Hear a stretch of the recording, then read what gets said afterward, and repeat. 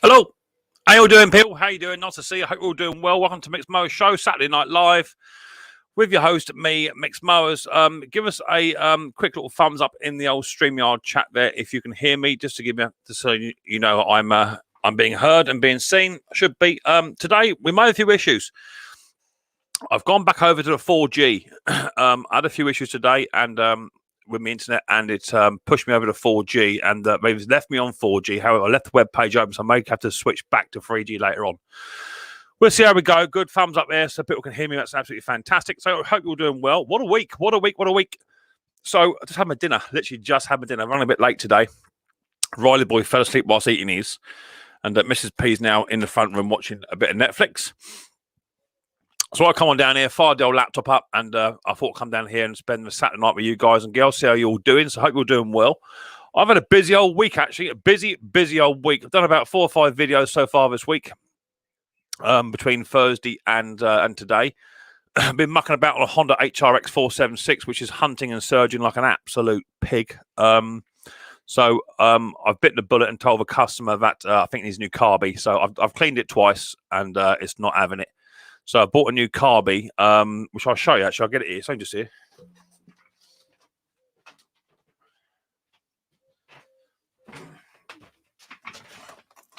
So I got this Honda style carb off of Amazonian, made in Wuhan, and it was about 16, 18 quid, about 20 quid somewhere in there, something like that.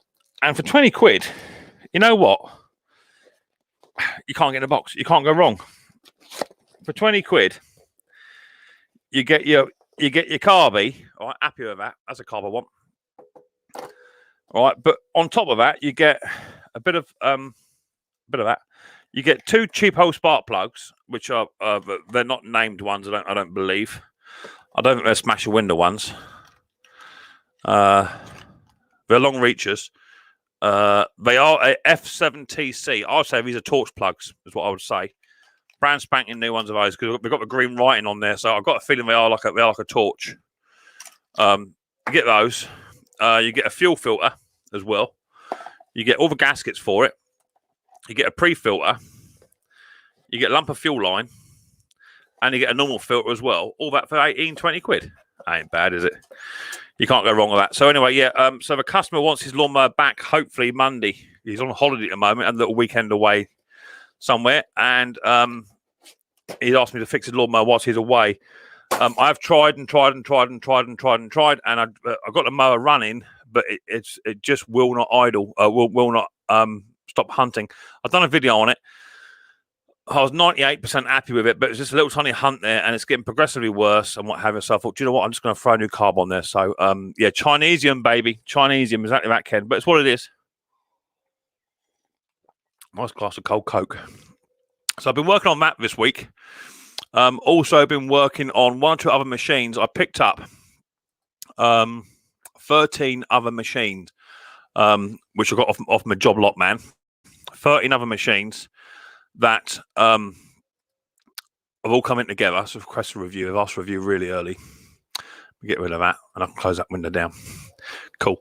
I picked up a nice Honda mulching mower, HRS 536C mulching one. Nothing wrong with that, apart from that someone's taken the drive out of it. Which is weird because I tested the gearbox, and the gearbox is all fine.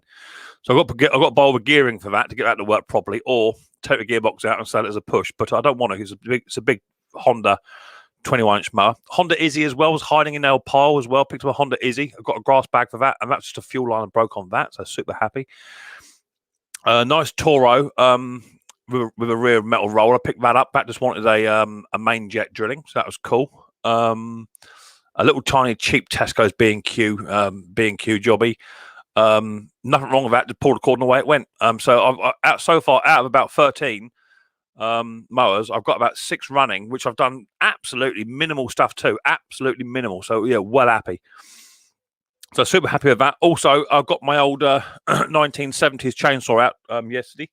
It wants a bit of a service now. But I've cut up my Micks Mower shack, the old one. That's now down, finished, collapsed, cut up into small bits. Waiting to go in the back of the van down the old tip. So that'll be going down soon. I'll be tilling that with my strimmer tiller. and laying that to grass, because eventually Mrs. P wants to put a little decking feature there and a hot tub up there, so that'd be good. So I've been doing that.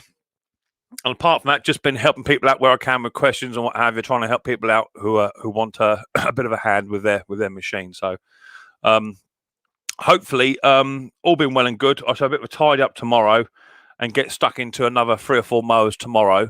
I've got one coming back, which I sold. I had it running for like half an hour, 45 minutes, no problems at all. And the gentleman just messaged me and say he can't start it. And he's only had it half an hour. He can't start it literally. So that's coming back. It could be H chili just come off, but I've had it running for about half an hour solid. And for some reason, it's not running now, but it come back anyway.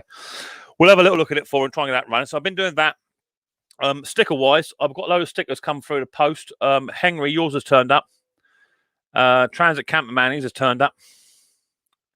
And someone else has turned up as well. I got them today, which is cool. I shan't be putting them on my boxes because I'm looking to get a new toolbox within the near future. A 78-inch tool chest goes right across a shop. So what I'm going to do is very carefully buy a piece of Perspex, get a hairdryer or something, and just try and lift all the stickers I've got there, and then put them onto a board and stick them onto the door. That's the idea. So if any of them do rip whatever, I'll be contacting saying, "Can I have a replacement, please? Because your sticker's knackered and need to." Oh, buffering. Are we buffering? Buffering in Ireland. Are we buffering people? Let us know if that's not holding, because I can then go over to my 3G. So let us know if that's buffering. Buffering in Ireland, apparently. Let us know in the chat. Hopefully, won't have too much of an issue. Evening, Mick, everyone. Yeah, hi. Is the connection good, guys, or not? Is it bad? All good, my end, says Dick. That's in Birmingham, so that's cool. So it might just be an Ireland thing. No worries, we'll see. So that's that. So apart from that, not been doing a great deal else. Although it's been busy and work as well. And my train caught fire as well. Looks clear in Ohio. Cool, fantastic. No buffering here, so it's the Ireland job then. Okay. Yeah, one of my tampers that I work on. I woke up Friday morning, put the old news on like you do, and yeah, one of the tapping trains that I help run was on fire, so it's completely burnt to the ground. So that's no good. Grand here in Dublin, says Tommy. I think it's just you then, buddy. So yeah, is that Bruce's shop? Is he in the house? Is he? Just seen Bruce's shop name mentioned. So yeah, I lost one of my tampers. There's about 3 million quid gone, and that's a shame. But there you go. That's what happened. So yeah, been busy. Riley boy's been at school. He's not very happy because Friday is his best day because he gets to go swimming on Friday because I've got an indoor heated pool at his school, and that was closed. So I don't know what happened. So he come home, he wasn't very happy with me because his pool was shut. So it wasn't my fault, but you know he decided to blame me anyway. So that was that. Mrs. P's fine. Tonight we've got our Josh Bosch. He's come home. He's been around his dad's house. He's come home for free Chinese and for get his head down and enjoy himself. So he's upstairs now on his Xbox. And as I say, everyone else is all cool. Mrs. Nana, she had a second jab done Thursday. Take her down for a second jab. So she's all jab right up. She's a bit dicky at the moment because you get a bit of an aftershock to that. But she's doing okay. So hopefully get my jab soon. They're doing my age group next, apparently. So let's have a little look, see what we've got in the old chat. Where's my chat? Pop-out chat. Yeah, it will jump a little bit. First thing else was Dick. How you doing, Dick? Nice to see you, mate. Yeah, we're all good, buddy boy. We're all good. Thank you very much. And then my chat was disconnected when Sparky came in. That being my internet, I had to switch it off and what have you. So hopefully it'll hold. Pardon me. Jason Hughes in the house, and so is Micks Mowers. How you doing, Rick? Nice to see you, buddy boy. So is DNR Small Engines. He says hello, Mick. Nice to see it. Lawnmower Detective. There you go. I've got a video coming out very, very soon. The Lawnmower Detective sent me a big box of donuts.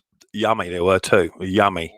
I did try to share them, but Mrs. P don't like them. She's allergic to them. So's Riley, so's Nana. They're all allergic to donuts in this house. So I ate quite a few. But very nice. It's in a video coming up soon, so keep an eye out for that, Mr. Lawnmower Detective.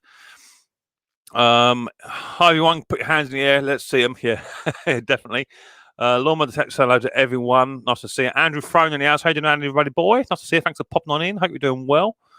Lawnmower Detective. Kenny Small Engines. He's in the house. How you doing, Kenny? Nice to see you, my friend. Hope you're doing well, buddy. I see you sent Conqueror parcel. I see that. Looked like the T-shirt you sent him is about as big as a marquee.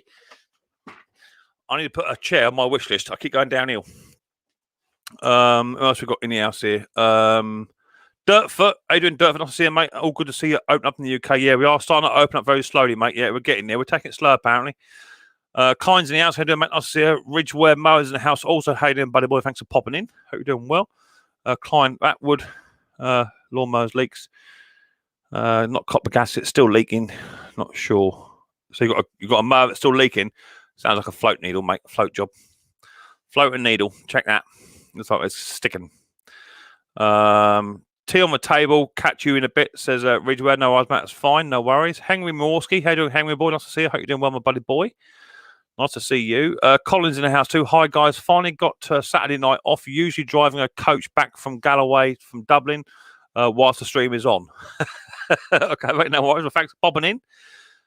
Hope you're doing well. I must get a trip over to Ireland soon. Tinkering Taylor Nev. That's my mate Nev. Never something to post for you, buddy boy. I've posted something for you. Should be there any day, I would say. Jason Shoes in the house. Nice to see you. Hope you're doing well, buddy boy. Thanks for popping on in. You're saying that everyone is Nev.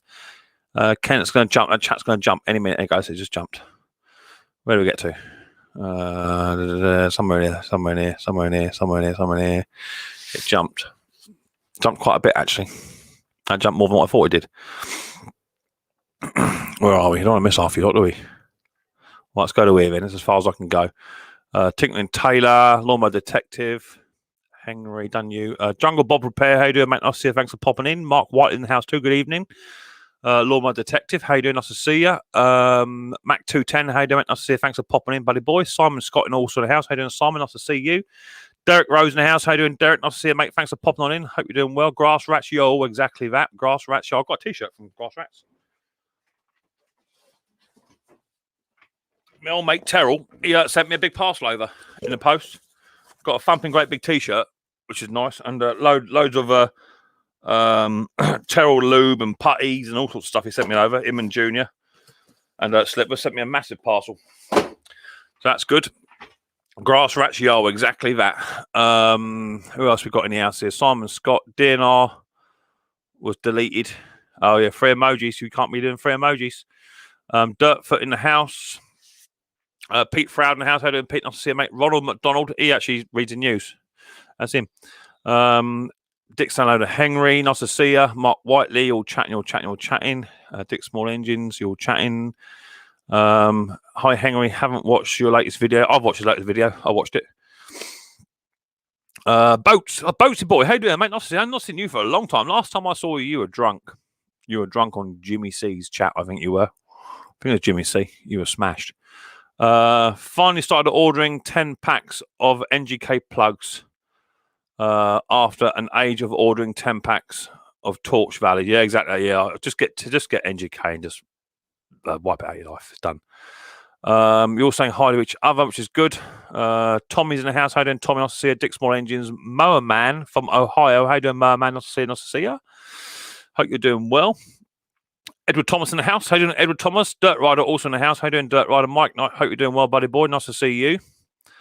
You're all chatting. Tommy, was the old Micks Mowers shack not a listed building? It wasn't listed. It was listing. It was listing. It was smashed. Yeah, it's no good. Had it. It done 4 years. I think I paid about 200 quid for that. It was cheap. It was falling apart and I bought it, but it did the job, right? It did the job. But there you go. That's what it is. Kingston's still buffering. I can't buffering up my end.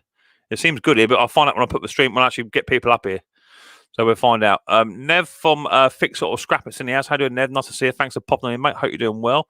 Steven's in the house too. So is Bruce's shop. There you are, Bruce. Where you been? I missed you last week, Bruce. I did miss you. Obviously, you had something going on, buddy.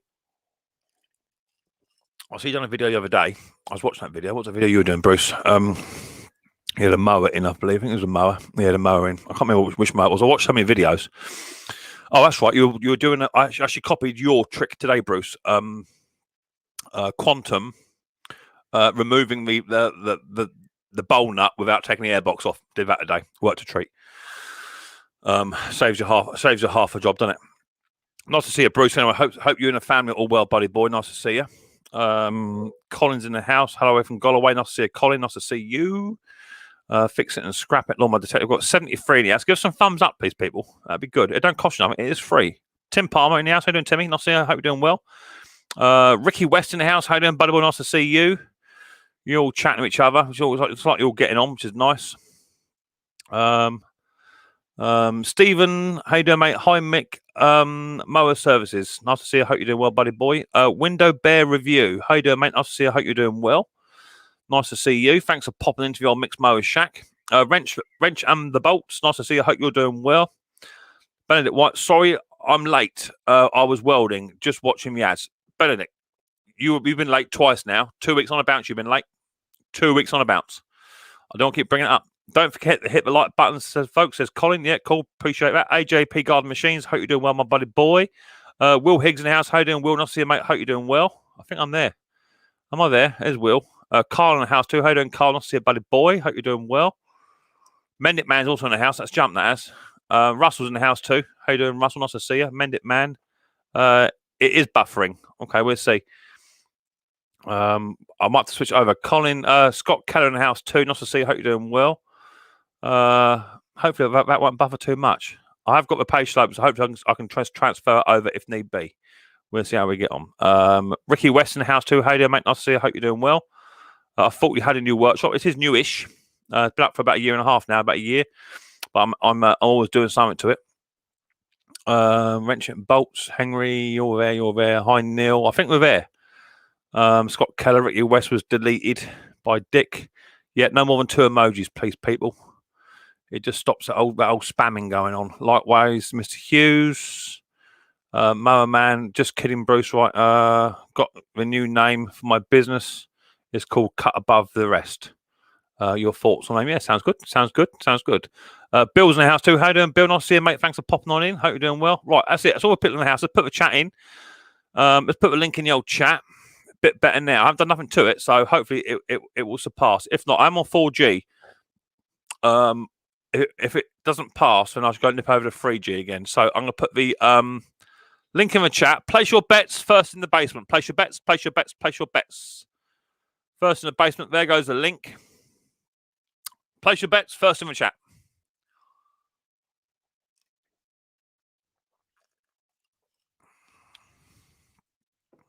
Hi, Tinkering Taylor. I know, Mower Man. You're chatting. Ken, changing channels. Okay. Klaus with a beer, you reckon? Tim says it'd be Ken first. Fix It says it'd be Ken. Hi, Sparky. Mick, where do you get most of your parts from? A part shop? From eBay, Amazon. Pretty much most of those. That's where I get most of mine from. You reckon it'd be tinkering in the basement first? Okay. So first in the basement, what we'll say is, if you're new to the channel, right, no more than 2 emojis, no capital letters, don't need to see any of that. No swearing, don't have a go at each other. Just try and get on where you can. If you can't get on, then don't say nothing. You know what I mean? Don't say anything to someone in the chat that you wouldn't say to your mum. That's what I say. Keep it nice and clean. Otherwise, the moderators in blue will give you a warning. They will then delete your comment. They will then time you out, and then they'll hide you from the stream. And it's then down to me to remember to bring you back, which I don't always do. So just bear that in mind. When you come up on the panel, you must be fully clothed. The minimum is a black mower vest that I normally wear. That's the minimum you can wear.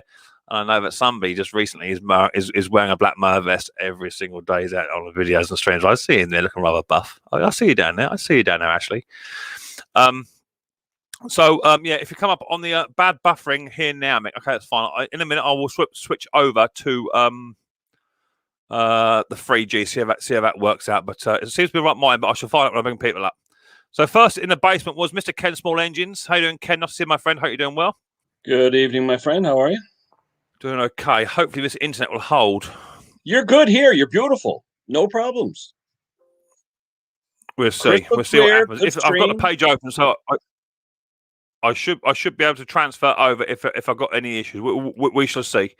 Next in the house is a Micks Mower, but a Micks Mower stunt double. This is the actual man that actually does my stunts for me in my shed, and that's Henry. How you doing, Henry boy? How you doing? Was you asleep? No. Was you asleep? He's even advertising for you. See that? Oh. Have I got a delay on, Henry? Can you hear me? Can you hear me, Ken? Yeah. Everything's good. Yeah. Yeah, of course he is. Next in the house was Mr. Briggs. That's a nice T-shirt. That is H. That's a nice T-shirt. That is, buddy boy. Yeah, I've got issues. Wait, did you hear what happened to your T-shirt with Mr. Yeah. Briggs? Is Henry big at the moment? Oh yeah. Yeah. Larger than life. Is Henry on large solo screen? Yes. Yeah. Of course he is. There must be a delay somewhere with him. I don't see a delay. No, I'm saying Mick seeing us, he may have a delay in the video. Yeah. Yeah. That's Sir Mick. He can't be delayed. Will Mr. Higgs. Briggs. Will. Oh, what do you do? All right, cracked crab for everyone. Okay, I got my Blarney on. Uh-oh. You got to tell us what the channel is, Scott, so we can watch you. Hey, I'll wait till Mick comes on because I'm not gonna be on here long. I gotta get prepared. I'm still waiting for the shirt, Scott. Still didn't get it. I know. I'm checking it, but not today. Today's the drunken stream. Are they looking to raise money for the funeral and stuff, or what's the deal? The wife's never worked. They were married over 20 years, and the wife's never worked because he supported the entire family, and he dropped dead after a month being told he had cancer. And they said they were politely told him you got a 10% chance of living and 90% chance of dying. He lasted less than a month. He had got a truck that was 6 months behind. They raised money to save his truck so his son could take over the business. And they raised $19,000 in the last 2 weeks doing drunken live stream. You basically go on there. They play this other YouTuber named the Trucker's Coach, and when he says a word like baloney or whatever, okay, drink, and you got these 20 guys going like that, and whoever. Then they take bets who's going to fall first, and the winner donates the bet money to the family. But all of these are young guys. But see. Yeah. They have got the old pro up there today. We're going to show them how it's done. There you go. So if anybody wants to see Mr. Briggs get rip roaring, falling on his face, drunk, and drooling on himself, here's your chance. Any donations are acceptable. I want to see Ash with you. You and Ash would be a good team. What's that? You and Ash would be a good team. Well, yeah, but see, I got my Blarney ready. And I got my black velvet. We're getting down and we're getting dirty. I hope you got a ride home. I'm doing it at my house. Oh, no. And let us not forget the Tennessee Fire. JD. So now, these guys are drinking beer. Mr. Briggs is going to bring in the big guns. I would say you're going to be there a little quicker than they will. Yeah. I'm gonna do one of my favorite remakes from MASH. I'm gonna get a bottle of Rice Krispies and go and pour beer on it. Go snap, crackle, burp. We're gonna do it right. Boy, you drink all that, Mr. Briggs? Oh my God! I'm gonna be sick. Hey, remember? Look what I eat, gentlemen. You talk about funny sayings. Remember Cliff from not Cliff. George Wendt from Cheers. Remember Norm? He'd walk into the bar. Women, you can't deal with them. Pass the beer nuts. Yeah. There you go. But anyways, ladies and gentlemen, there's a channel called the other Trucker James Best. So if you want to go over there and find his channel, can't miss it. You just click the other Trucker James Best. You'll see a picture of a guy with a cigarette hanging out of his mouth and a pair of sunglasses on with mirrors on them. I'll be there at 3 o'clock. I think it's Central Time. But I'll be there. A couple other truckers will be there. We're raising money for a trucker that died at 43 years old. You want to donate? Be my guest. They have PayPal links in there. If you want to send it, whatever, they'll give you a shout out. But we're going to get our drinking goggles on. There you go. And I got a pair of swimming goggles on, and I'm going to put them on, and we're going to have some fun. Right. They ain't getting no money out of me, but they're going to be taking bets. But if you want to watch Mr. Briggs make a shit face of himself, here's your chance. Your only chance.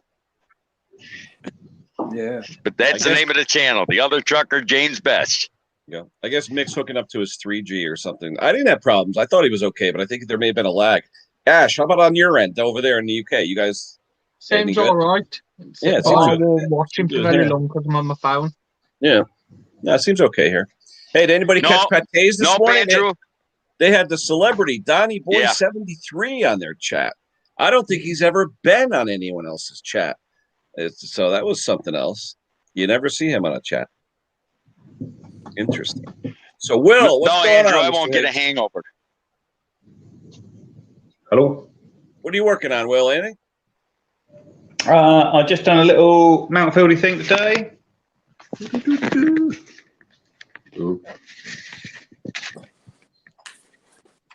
You see it? I don't get hangover.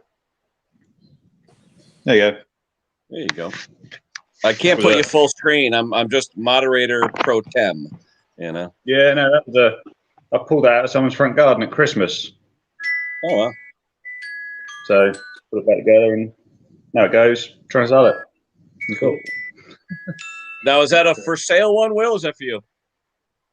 I haven't got any grass. It's going to be for sale. What do you like, Dusty and Snobby, where you just have concrete or what? We got some flower beds, but it's mostly hard landscaping, chip-ins and paving and stuff like that. But we've a few flower beds, but easier to maintain. Yeah. Oh yes. Man, just this throw some stuff looks bark down on it and leave it. Scotty, you're not starting already, are you? Hair on your teeth. No, I'm reading the label. Man, this is 110 proof. Will this grow hair on your teeth? It'll grow hair on other parts of you. Hey, my grandpa always said, if you're going to do something crazy, do it right. I tell you, we're going to have to get you a rocking chair with a seatbelt, Scott. You know, that way you can just do what you got to do. I'm going to sit there on the couch. I got a 90-pound red bone coonhound back at home. He'll hold me up. I just hope he don't have to piss in the middle of the night, because I ain't going to be no fit. I'm going to have to open up the door and let him go run around and do it, because I ain't going to be able to walk. Now, is he good? Will he come right back to you? Oh, yeah. Oh, yeah. How is it up there, He's Scott? Did it getting get cold? Did it get cold the last couple of days? It's been cold here in the morning. Oh, I had 3 inches of snow coming back the other day, going down the garage. Come on, this is almost May. Can we have a break here? Sure. Crazy. Who else we got in the chat? Anybody new? Dirtfoot Racing. Hello, Dirtfoot. Who else we got there? Anybody new? Conker's on. Phil's on. Hello, Phil. How you doing? How you doing, Phil? Yeah, Mick must be going on to 4G or 3G or something, because the 4G wasn't working. Oh.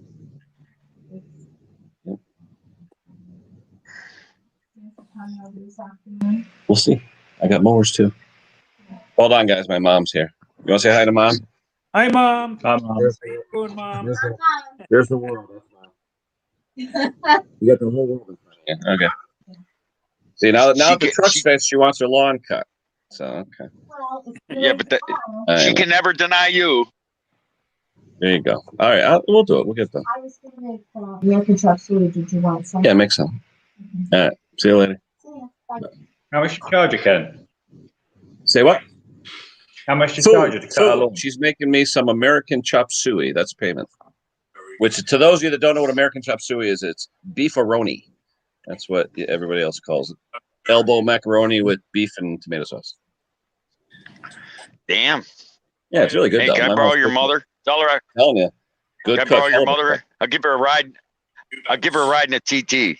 Hey, you guys see me chowing down at the beginning of Mixed Stream every week. What do you think I'm eating? Who do you think supplies me with the soup and stuff? That's sorry. What? Don't your wife cooks too? I'm sure. True line, so it's supposed to slip. I won't go there. I ain't saying There a he word. is. He's back. What's up? 33-inch, all of which have been Cool. All right. Can you hear me? Yeah, you back I heard you fine before. around. No. Whenever my internet played up, it always plays up my end, and when I'm like flicking people up and down or whatever, it's all delayed and what have you. So, I had to ring up Pakistan today hotline, and they switched me over to 4G. And I knew it was going to be a problem. So what I did was a bit sneaky. I left the web page open for today because I knew I'd have problems on 4G. So I just switched back over to 3G and bang, it works. So now if I just test what I'm doing, yeah, that's quite quick now. Yeah, quick. Yeah, quick. Lovely. Right, okay. Where's Will? Don't I miss Will out? Ain't there, Will? There's Will. Nice to see you. So good, that's all working now. So sorry about people. Just it's technical problems, and I'm paying for 4G, and I just can't get a decent 4G supply. But yeah, it was running on 4G, absolutely fantastic. I was getting download speeds on 4G of 2.7. He said that was good. Just go over to 3G. I'm getting 10.3. So I don't know what he's on about. But I'll be ringing him up later on. I have the word of him. Here's Mr. Curran. How you doing, Tony? Mate, nice to see you. I see Tony. I see one of our Tampers caught fire this week. I see what happened. How you doing, Tony? Nice to see you, mate. Hope you're doing well.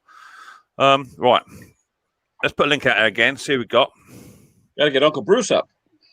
I've not seen Bruce for a little while. I think Bruce is ignoring me. No, he just typed. He's here.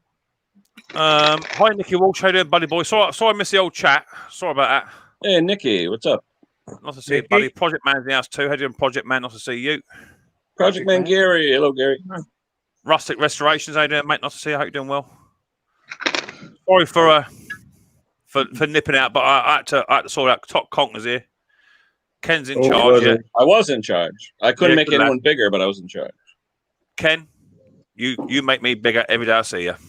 Come on, I just ate. Come on.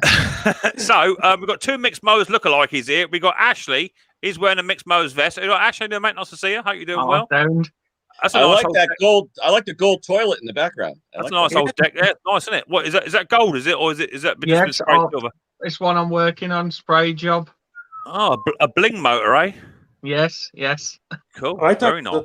Too. Very nice. And we've also got another Micks impersonator, slightly older generation. How you doing, H? Nice to see you, my friend. How you doing? Well. Doing fantastic. And how's your Micks Mowers t-shirt? Does it fit all right? It was a perfect fit. That's weird, and I always say this, and this is where I think Ken gets a bit mixed up. And Ken's quite an intelligent man. Let's not beat around the bush here. Ken sort of knows his stuff, right? Are we agreed on that? A little bit. Yes. Right. Okay. So Henry said to me, he's a 2 times extra large. So I sent over a 3 times extra large UK size t-shirt, and it fits him like the proverbial. Yeah. But yeah, I saw Ken emailed me and said, "What's Conquer size?" And I emailed Conquer's a 3 times extra large, the same as me, and what have you. And you sent him over a 3 times extra large. Was it US size?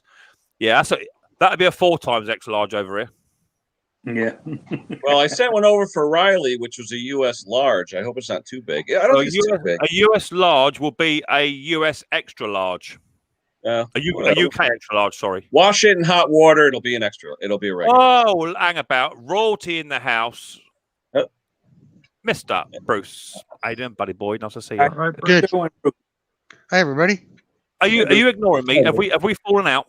No, just rode hard and put away wet. That's all. I hear you, mate. I hear you. A bit like most of my mowers. I hear you, buddy. Landscaping. I hear you. Yes. Are you all well, Bruce? I did notice past couple of weeks you've had a bandage on. Yeah. Have you hurt yourself? No, that's just something I inherited. I got a bit of arthritis and it's flared up. Yeah, I hear you. That happens. It happens with wear and tear. Actually, I'm actually Timothy. I'm actually nursing a bad knee at the moment. I think I've got a knee problem. I think I have. So you got a bum on your knee? Yeah, you got a bum knee. Something going on with the knee there, and it's not going away, Bruce. No matter what I do, resting it or whatever, it's not going away. I think my old man's just had a knee operation done, and I think I'm going to be early doors. Mm-hmm. So I might have to fall over at work because I'll get private healthcare at work. If I fall over at work, I'll get done on Bupa. So I'll be in and out in a week. I've had both of these. I've had both of these operated on. So your channel should have been called not Bruce's Shop. It should have been called Bionic Bruce. Yeah. Yeah. Eye, elbow. Well, nice to see you, my friend. Mick, nice job on the Sabo. Yeah, it was nice little mower, that old Sabo John Deere. They're not bad little mowers. Roger. How you doing, Will? I've not seen you up here for a little while, buddy boy. How you doing? Yeah, I'm all right. Living the dream. Man, I see you sold the old. Go on, mate. Sorry, bit of a delay. Oh, I said living the dream, or is it a nightmare? Something like that. Yeah, I hear you, mate. I hear you. I see you sold the old Morris. I see that. The old Morris had to Yeah, go. he's gone. Yeah, he's gone. Loads of space. Been putting shelves up today and moving stuff around, making it a bit more of a workshop now. Yeah, I hear you. Did you have to sell it? Was your arm twisted to sell it, or was it time for it to go? Just time for it to go. We had a couple of good years out of it, and it just wanted a lot of work, really. And I'm not really geared up for that sort of work here. Yeah, but that sort of stuff is quite high maintenance. I got the same feeling about my mother-in-law. We've had a few good years with her. I'd like to trade her in and sell her on now, but the body work's a bit tired. Could do with a new paint job, but I've tried advertising her. It's not having it. Have you got a bed? Have you got a bed in that shed? Have I got a what? A bed in your shed. To be fair, Bruce, I can probably just put a mattress on the lift table, would be all right. Because you're going to need it. Tony said it's all about ballast you walk on every night. Yeah, it is. That's what it is. When you work on the railway, it's like walking on the beach every day. Not hot and lovely, but bad conditions underfoot. So it probably is. My ankles are all both shot as well, so it's probably old ballast anyway. So yeah, that's what it is. So I've got Will there. He sold his car. He's now turning a garage into workshop. Will, is that what's happening? Well, no, just using it, moving stuff around, making a bit more space in the house, really, putting the tumble dryer out here, stuff like that. Boring, nothing exciting, nothing at all exciting, I'm afraid. I know it means it's boring, but this is how your partner gets excited, isn't it? When you move a tumble dryer out of the kitchen, that's sort of a lifelong dream for them, isn't it? Oh, yes. Yeah. Big day. Big day. More space for it to put something else. Mrs. P, she's had me doing this ceiling. We had a plasterer. I can't plaster for toffee, so we had a plasterer come in. He plastered the ceiling roof, got rid of the Artex, and I painted the roof, the ceiling, and all the walls. And now I put up the new lights, Bruce. In fact, I could have rang you, Bruce. You'd have helped me out because you're a bit of a sparky bloke, isn't you? You're a bit of a electrics, what have you. I wired up 2 new lights, LEDs, in the kitchen, right? Both on separate circuits. Despite they're on the ring main, they're on the ring main, but separate switches. Anyway, I plugged them both in, got them all working right. Lovely. I was a hero. Okay. I went out into by the front door into a hallway, and the bloody hallway light don't work now. So I'm thinking, okay, either coincidence or the bulb's gone, right? One or the other. So I changed the bulb. Wasn't a bulb. I then checked the bulb with a lamp down here. Both bulbs are working. Okay, so it's something that I've done. So I've disconnected one of the lights in the kitchen, and the bloody hallway light now works. What's that all about? I don't. Hey, well, come on, Bruce. Where's your answer? I don't know. Is it a three? Oh no! Is it on a 3-way switch? So what it was? Can you turn it off on one end of the hall and turn it on the other? No. It's completely separate. Although it is on a ring main. What it was, the loop wire on the neutral had snapped off inside the terminal. So I literally just wired it. I found it snapped off. So literally I just wired it back a bit, put it back in, and away. It hums a bit, but it's fine. It gets a bit hot, but it'll be all right.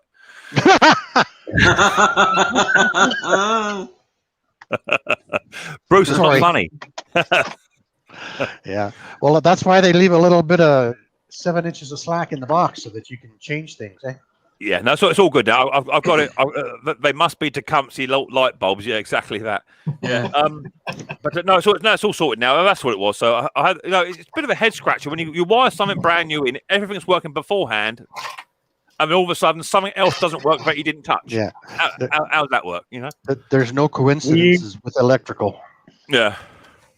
Were you plowing as an absolute killer when the first light worked, and then after the second light didn't work, it was all your fault and you're terrible?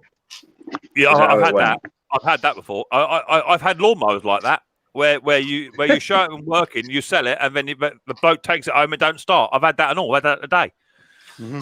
So that's got to come back tomorrow. Come home to a real fire at Micks Mowers. Yeah, doing the wiring. Much appreciated. Oh, I've got wrenches and bolts down it. Here he is. He's got his uniform on. Lawnmower detective's got his uniform on. Oh, you're noisy. You got a mobile device going. Wrenches and bolts. I'll have to mute you for a minute. You're noisy. What's that you got there? Mick, I'll be back in a second. All right, mate. What are you suggesting, Dave? I'm just suggesting. I know what you did last night. Isn't it funny that it's who's noisy? It's him. Not guilty. Isn't it funny that over here in the UK, when the police want to arrest you, they just put your hands behind your back and your nicks. But over in the US, they just wave the handcuffs at you like some kind of kinky devil. Yeah. I learned a long time ago. I don't handcuff the willing anymore. Bad news. I thought you talking American, Nick. They would, over here we handcuff them. Over there they just shoot them. Well, to be politically correct, Will, they either just shoot them or they just kneel on their neck for 20 minutes, one or the other. Bruce, what's up with you? I'm just listening to this. Mate, at the end of the day, if it's out in the public domain, I can say it, right? I can say it. Steve Small Engine just hit me with a $10 Canadian super chat. Cheers, Steve, me old mucker boy. Much appreciated, me old fruit. $4. You're gonna have to go down Wrench's Bolt because you're just making a lot of noise, my friend. I can't odds it, buddy boy. You keep unmuting your mic, but all I'm getting for you is just noise. You need to come back with a better device, I'm afraid. I don't mean to be horrible, but it's what it is. I'll just get sort of noise going off. So Bruce, I did your technique this week because I've had problems priming. Not in the sense that some people are thinking about, but in the sense I've had problems with priming quantums. Double gasket, triple gasket, gasket glue, all the tricks of the trade, all used in the arsenal. Still no joy. So I had a quantum come into this week, and it wasn't priming.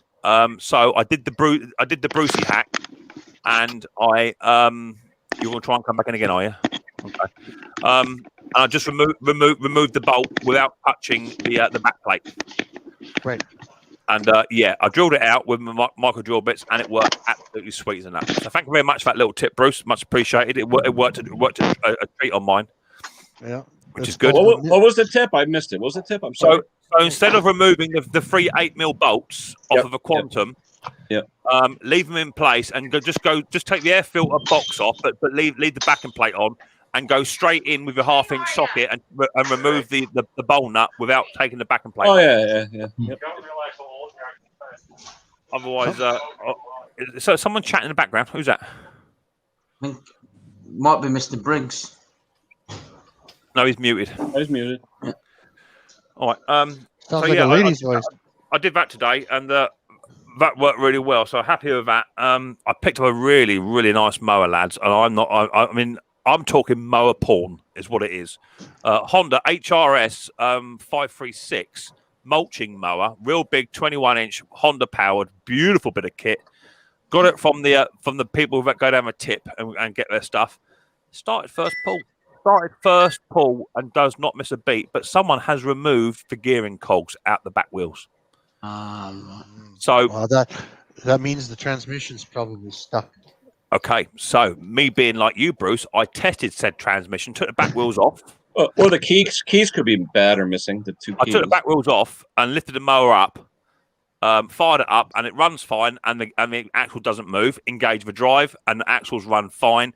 I've tried running it with the drive and stopping the axle, and I can't stop it. The drive is good. I think they just pull the gears out just because they want to push it a bit faster than what it drives. Is that one with the variable speed? Say again, Will. Is that one with the variable speed, or is it just a single speed? No. Good point. Single speed. Single speed direct. That's the one with a little tiny. I've only done 1 or 2 before. You know the one with a little tiny spring that sits underneath the keyway on the axle. Yeah, right. with the key. Yeah, the spring and the key. Yeah. The ones that pop out for reverse or whatever. Yeah. That's that one. Yes. Sometimes those are hard to pull backwards. Yeah. Yeah. Exactly. Yeah. So I don't know. So I'm not sure what to do with it yet. I might leave as is. But you know it's like if you got a drive mower and you're trying to sell it and the drive is not working, then it's broken, obviously. Yeah. So I don't know. I looked for parts, and I can get a spare gearbox assembly for that, or gearing assembly for about 30 or 40 quid from LS Engineering. So I might just buy the parts and try and fit it. If I can get it to work, I'm on a winner. You can also just replace the plastic bushings on that shaft, and that might really improve it. If it is hard to pull backwards with the wheels on. At the moment, it's not hardcore back. There's nothing in there, Bruce. But I don't know why they did it. I got a feeling it's a commercial bit of kit, and I think what it is that the drive is not fast enough for them to cut. I think that's what it is. Well, Will said, is it a variable speed? Because those variable speeds, once you pull it against the post and you're done. You got to replace them. Hey, hey, my friend, how are you? Good day, guys. Good day, brother. How you doing? Hey, Mick, I missed that. What kind of lawnmower is it you're talking about? I think it's a HRS 536 mulching mower. So a Honda. A Honda, yeah, Honda. So self-propel. Yeah, it's nice. It's a serious nice bit of kit. And I don't think it's done a lot either. But I'm not quite sure why they were taking the drive out. Everything is working. Even sometimes they're hard to pull back, aren't they? If the bearing, if the bearing is slightly worn, you have to put new bearings in. You know, they tend to be a bit graunchy. But some people just do it, I suppose. I don't know. Yeah, you're right, Charles. Some people just don't like self-propel. Exactly that. They might have just took it out. Maybe. That's a lot of money to spend on a mower, though. Not like self-propelled. I don't know if you can buy it in push mode, though, Will. I don't think you can. I've not seen it advertised just push mower variant for commercial. I'm not a fan of self-propel, but we live in the prairies. It's flat here. If you're not a fan of self-propel, Bruce, I've got a test for you. Why don't you come and push my Dennis for me? Yeah. You'd want self-propel there. They're all wonderful, but they weigh about 50% more than the average mower. That's the thing that gets me down. Yeah. You got to fight with them to get them out of the shed, get them over to where you want it, and then you start it.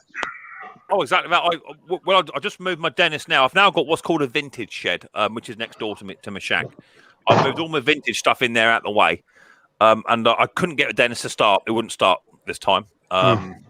It feels like it's got low compression, but it's a bit low on oil as well. So I thought, do you know what? I'm not even going to fight with it. So I ended up dragging it down the garden. I had to get Riley to push me as I was pushing with Dennis as well. It's proper heavy.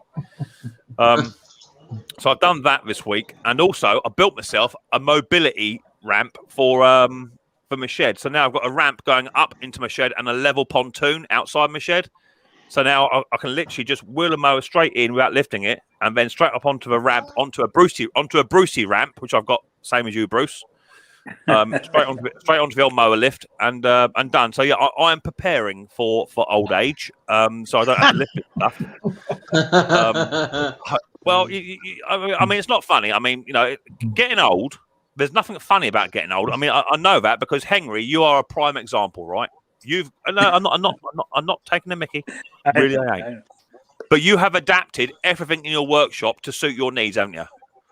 Yes, sir. You know, he's got a winch here, he's got a winch there. He ain't got to lift nothing. He ain't got to lift a thing. You know, so and that's the way I'm heading, because you know, with the current way that my body is and the work that I do on the railway is quite heavy going when I am there.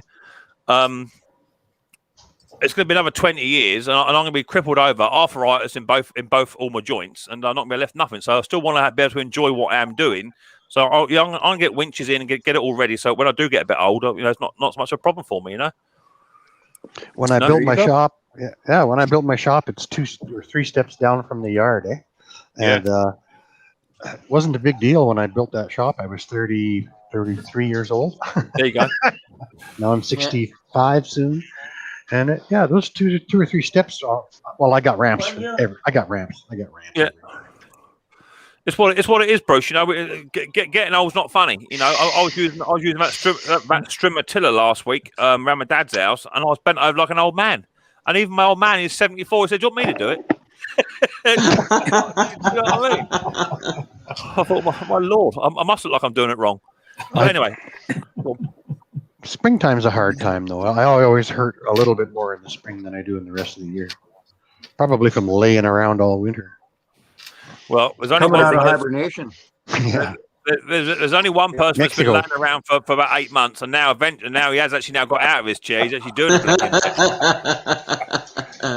And I must say, Henry, you need to, I'm going to say it, you've got to work on your camera, mate, because I can see right up your nose.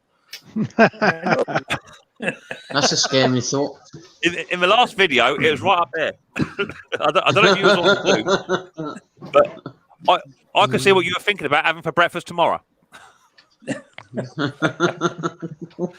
how you doing, Steve-O? It's nice to see you. Are you doing well? Yeah, I'm doing pretty good. Yep, plugging away as usual. See you? Kenny must be holding something green in front of him. Ken, whatever you're holding up is invisible. Green screen. Oh, you doing it on purpose? Oh, gotcha. It's probably his lunchbox.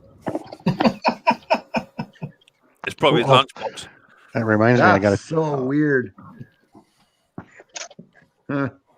Oh, Bruce is going for lunch. So, what have you been working on, Steve? Anything good? Anything interesting? Just that rototiller series. Next one I'm doing on the rototiller series is the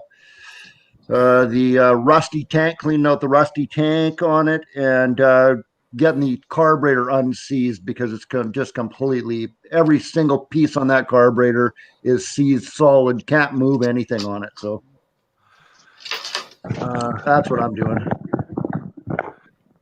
Yo, Mick, you have received a super chat. Okay. I got one from Steve Small Engines. That's all I'm showing. Yeah, I got one from Steve. That's all I'm showing, mate. I'm only showing one from Steve. Well, that's only one. I've got one from Steve. That's all I've got. Steve, obviously. Oh, that's what it is. Obviously, YouTube have just paid out their wages, so Steve's feeling a bit flush this week. Bruce, Bruce is going. I want to know which one of the Pates is typing right now. No, I think that's Christina. You think so? Yeah. You think so? Yeah. Dick's saying it made sense. Dick's saying you got it. Two super chats. I've not seen them, Dick.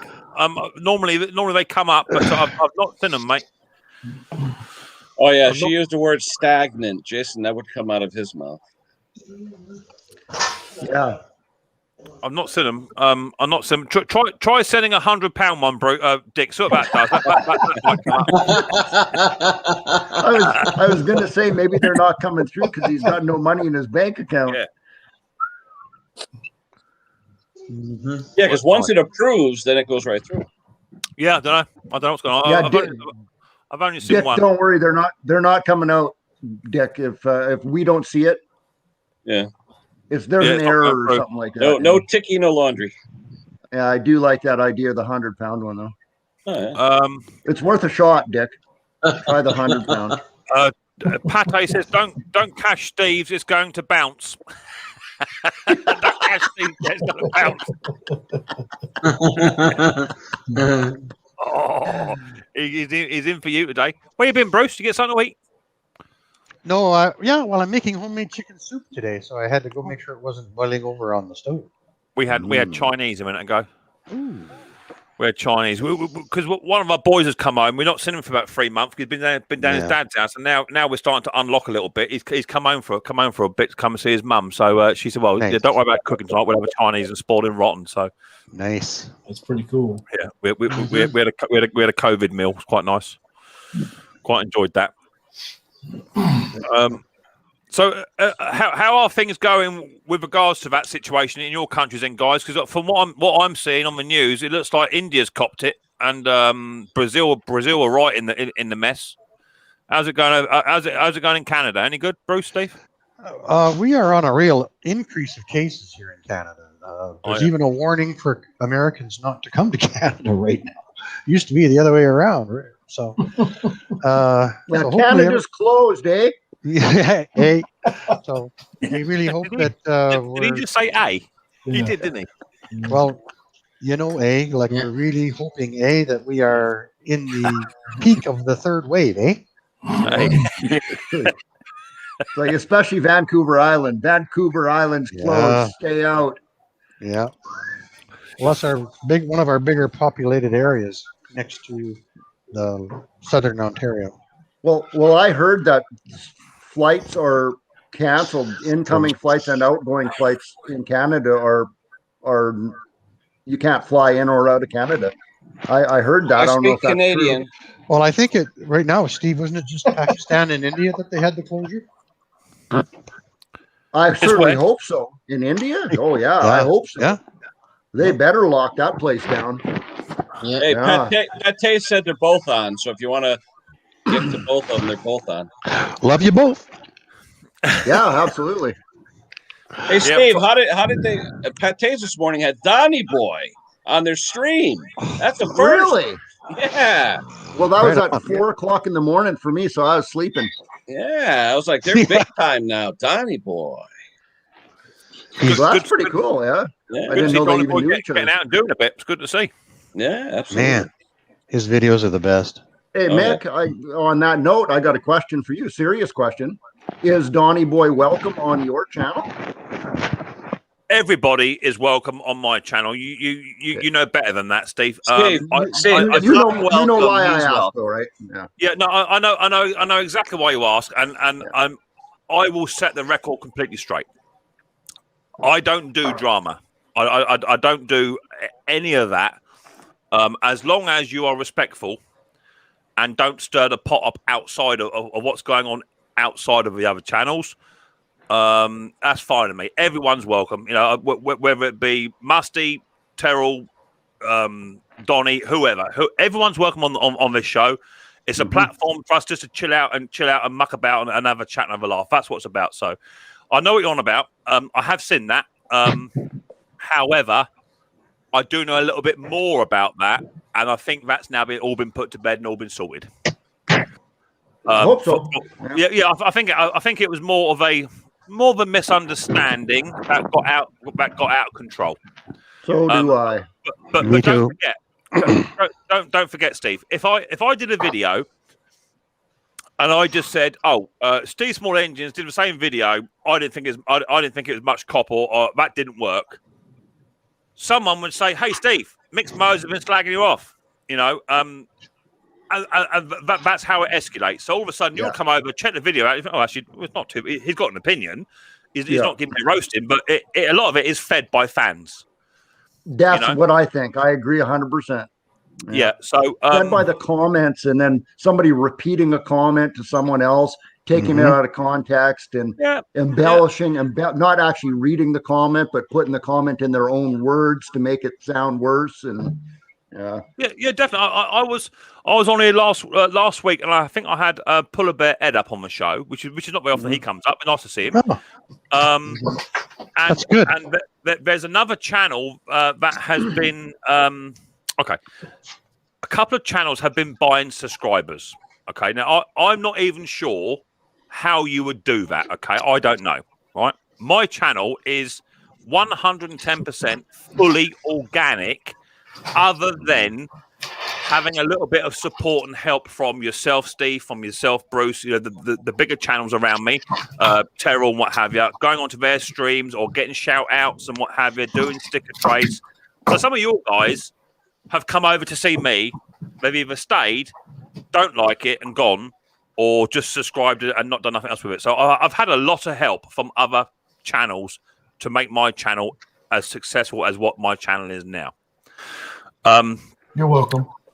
Yeah, exactly that. You know, and I share the love too. I try and help out as many as I can. Okay, but one channel just recently picked out another channel because this channel is buying subscribers. Okay, now what that does for your channel, I don't know. How that benefits your channel, I don't know. What I do know is none of my goddamn business. That's what I do know. So I will then keep my nose out of it. Thank you, DNR, for $2 super chat. Much appreciated, buddy boy. So if someone wants to buy subscribers, I don't know, 500 subscribers, say, or 10,000 subscribers, to make their numbers look big, so that other people say, "Of course, he got 10,000. I'll go and subscribe to him." That's what it is. They see a big number, and they will automatically subscribe to that channel. Yeah, that is up to that person's individuality to do that. It's their choice. You know, it's how they're running their channel. You know, why should you go off and have a go at them because they're doing what they want to do for their own channel? I don't tell you, Bruce, what groceries you should be buying. You know, so I didn't know there was enough money made in this business to buy subscribers. Yeah, the problem is, even if you have a ton of subscribers, if no one's watching it, it doesn't help you. It's the views on the video. Like if Exactly. you've got an old video that's got 1 million views, man, and everybody goes to that video because it's got 1 million views. I think the only advantage it has, I think, is that if you did that, and like I say, if you were at 500 subscribers, say, and you bought yourself 5,000, when people see your channel first time visiting, they see you got quite a few subscribers, and I think they will join your party because you've got relatively high numbers. That's what it is. I've been going just under 2.5 years now. I'm nearly at 7,000 already, which is fantastic for me. I'm getting like 1,000 hits within 24 hours of my videos being launched on average, unless YouTube manipulate them so I don't. So I'm relatively happy, but at the end of the day, I'm not overly concerned. I'm enjoying myself along my journey. I'm having fun, right? You know? But how I run my channel is my business. That's up to me. You know. Yeah. Happy to share my experiences, but it doesn't give anyone the right to go and ghost me because they think I might have bought subscribers or because they think I'm doing something wrong. That's down to me. You know. I'll tell you this about buying subscribers. It used to be very popular, like on YouTube, like even 5 years ago. Now what YouTube does, what is going to bite you in the ass if you buy subscribers is that when you hit your 100,000 mark and you're supposed to get your silver play button award because you hit 100,000 subscribers, YouTube audits your channel to make sure that they're legitimate 100,000. Good. And they will, even if they feel like something happened there where some people will go sub for sub. You know what sub for sub is? You comment on somebody's channel and you say, you sub to me, I'll sub to you. And that's not even, YouTube doesn't even like that. So these people who are buying subscribers, as soon as they hit 100,000 subscribers, they could easily, they're subscribed. They'll audit, YouTube audits it, and all of a sudden you're going to have 80,000 subscribers or however many you bought. YouTube knows, but they don't audit you every day. They only audit you at milestones. Oh yeah, well, without a doubt. When I first started 2 years ago, I used to go on those growth streams, you know, go and check my name in there and super chat and whatever to network your name out. But it soon become apparent very quickly that you could get like, I don't know, 30 subscribers, and then the next day 20 have gone. 20 have disappeared. So I noticed within about a month, it ain't worth the hassle staying up late to try and catch, you know, certain channel names to try and get your name shouted out with a super chat. I learned very quick it ain't the right thing to do. It's pointless. Well, buying when YouTube changed is just stupid. When YouTube changed it to have 1,000 subscribers before you could start monetizing and getting paid, that line I felt was a little bit high, and a lot of people are doing anything to get us 1,000 subscribers so that they can start monetizing. Oh, that's why they buy them. That's when I started. You had to earn $100 worth of actual earnings before they started paying you that $100. Which is probably about the same. It's probably about the same numbers. Over here, you got to hit £60 threshold before they pay you. Oh, no! Here it's 1,000 subscribers before you get monetized. Yes, it's 1,000 subscribers and 400 watch hour minutes to be monetized. There you go. See, and then once you're monetized, to get paid, you have to earn over the £60 threshold every month. See, 9 years for me, I've lost all track. To be fair, Bruce, I earn £60 in the first minute my video's going out. I don't know about you, but you know, it's like that. I wish, you know, but it's what it is, you know. So yeah, going back to what you're saying, Steve. You know, as I say, my channel is open to everyone, and it seems to be I get a flavour of the same people roughly every week that come up. Yeah. But everyone is welcome. So whether you're a YouTuber creator or whether you're just a viewer, if you've got a mobile device or laptop and want to pop up for 20 minutes to come and say hi, you can come and do that. You know, it's not a problem.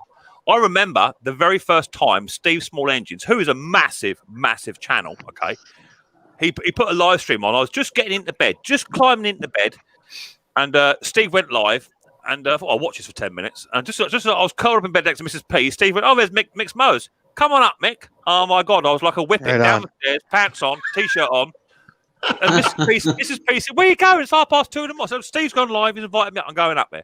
You know, so I sat down with Steve for about an hour and a half. You know, and definitely I benefited out of that. Definitely benefited. You know, and that's a legitimate way to promote your channel. Exactly that. But what I benefited more was me and you creating a closer bond together, a friendship bond. And now I find you sitting back on your bench with a tin of beer, coming over to this little channel, having a chat and having a muck about. That's what it's about. It's not necessarily about climbing your numbers up. I'm just faking it though. Yeah, you know, it's about getting on with people, having a laugh and a joke, and getting over some problems and all that sort of stuff. That's what it's about, you know. Yeah. But some people they need drama in their channels to make their channels watchable. I suppose that's what they do. That's just what they do. But they got to have the drama there, and there's lots of it out there if you need it. Well, you know, can I interrupt? I've noticed that a few guys have pulled back. You know, like they're not.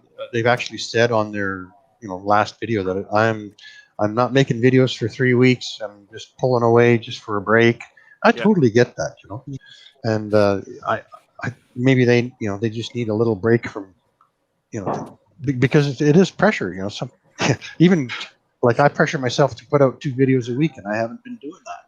You said that to me the other day, Bruce. Remember, I was asking, I hope everything's well, and you're just like, I'm exhausted, just tired. Yeah, I'm just tired. it is hard work. I know that Henry Mowers and Blowers, he does a video every day.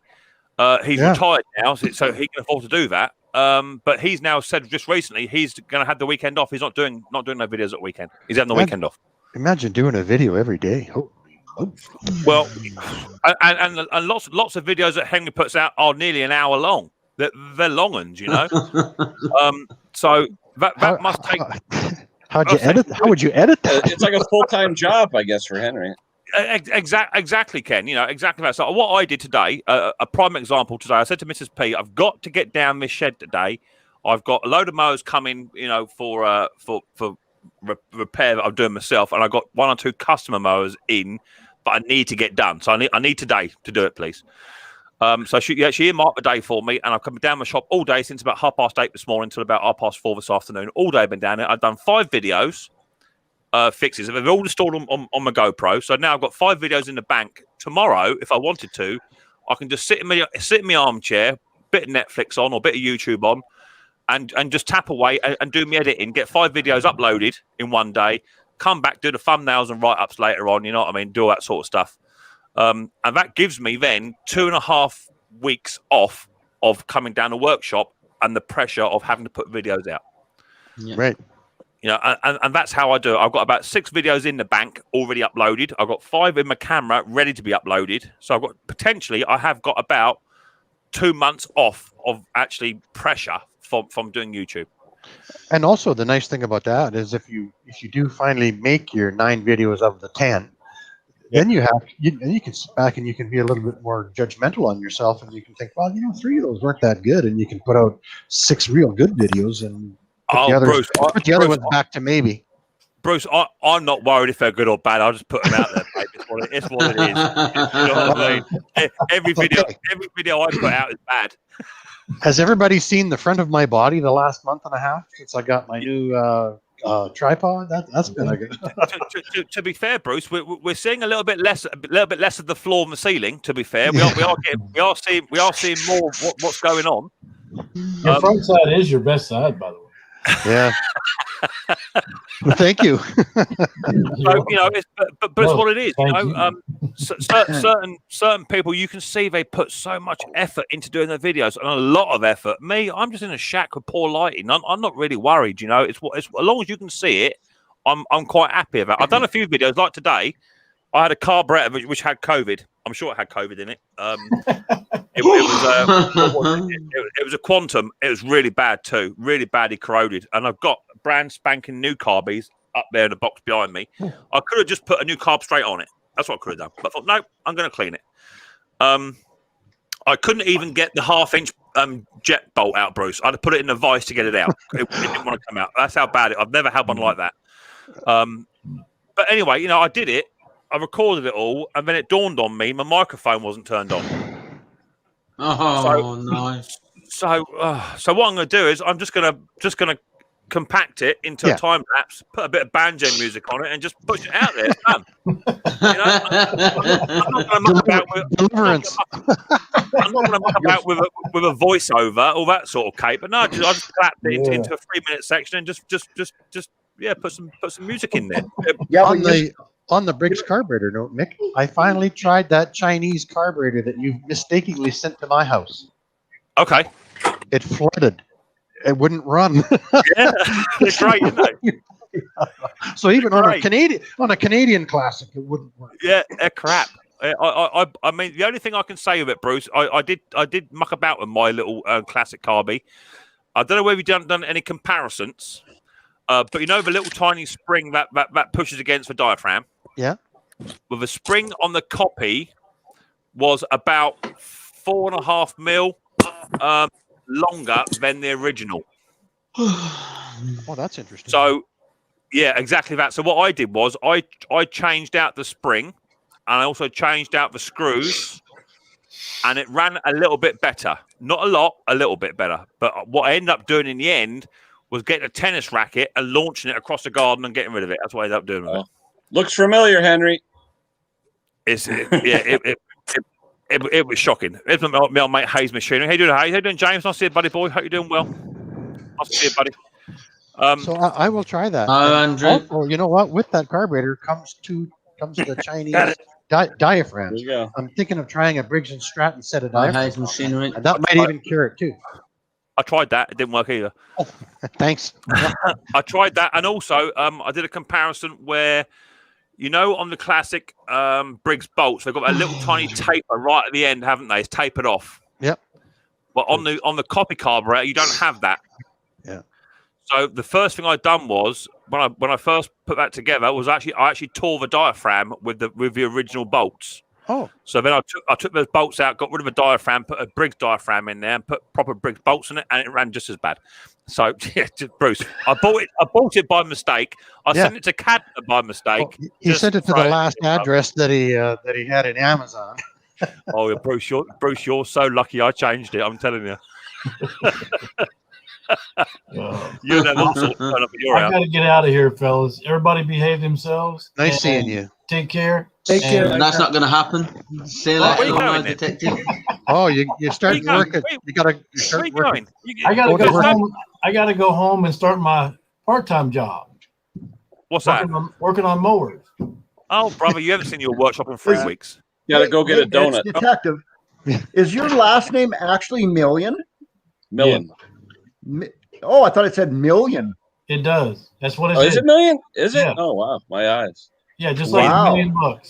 Hey, too bad your last name wasn't Billion or Trillion. That'd even be better. No offense.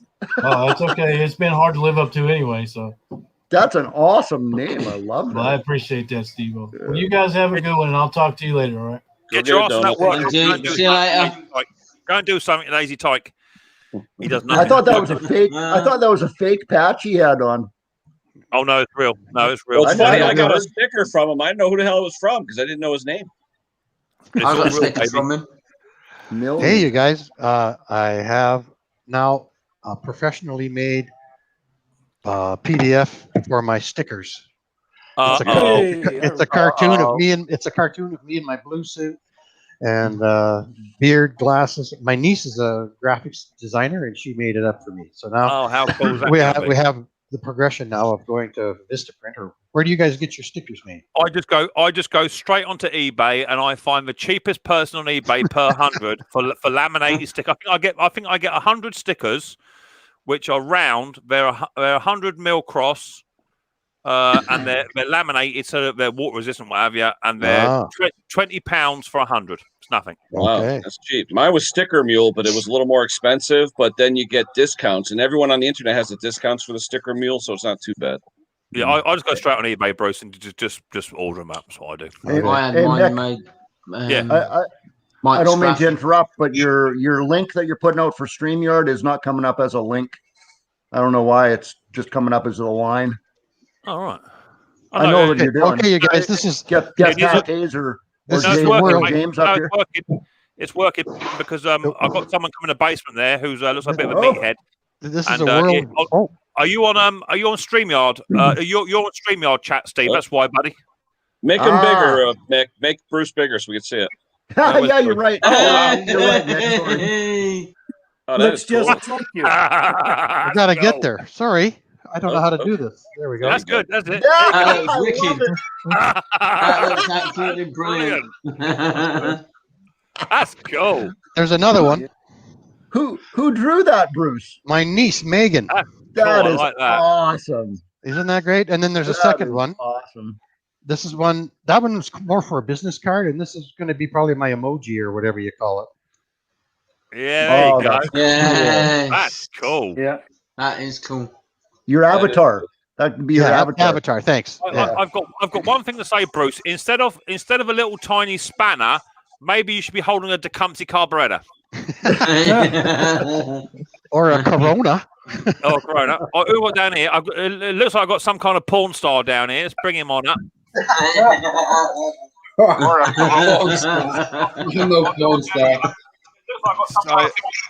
So you've got.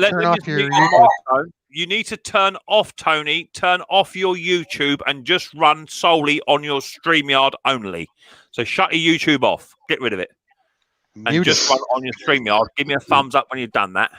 Cool, you get the echo. I was going to get the echo. Shut your YouTube off. Get rid of it. Hang on. No, still on. Still on. So just pause your YouTube. Pause the volume. Just pause it. Yeah. Pause your YouTube. Amateur, see this bloke can drive a train and operate a train's mechanics. Oh, you're muted. You're also muted, Tony. You got to unmute now. Have you got rid of your YouTube now? Is YouTube gone? Oh, okay, let's try that again then. No, but he's muted. Ah, there we go. Hey. Is that it? Yeah, he's got it. Hey.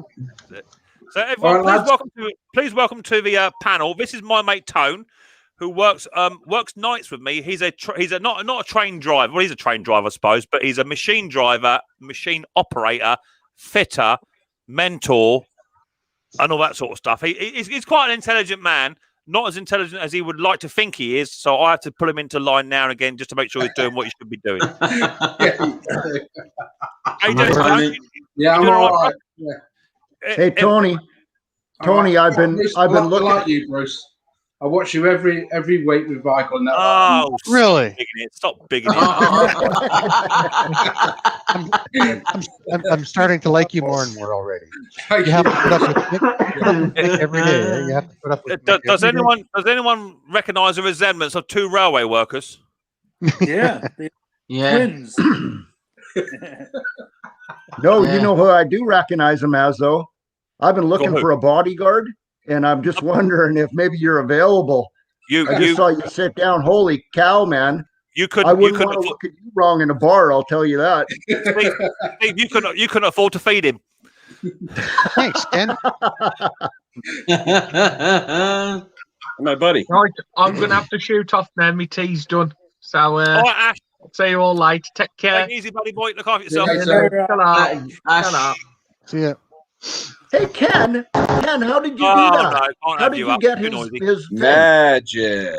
You are awesome. I was trying to rip yours off yesterday to do the same thing, but I couldn't figure out how to do it. Yeah, I'll send it to you. No problem. Yeah. What's that? Why, Bruce sent you that? Did Bruce email you that? That's the first time I've sent. You guys are the first people to see it. Oh, you took a picture. Oh, you're smart. Smart. So, Tony, I see one of your trains caught fire then. Yes, it did. Yeah, £4 million up the chute. And whose fault was that? Tell us whose fault.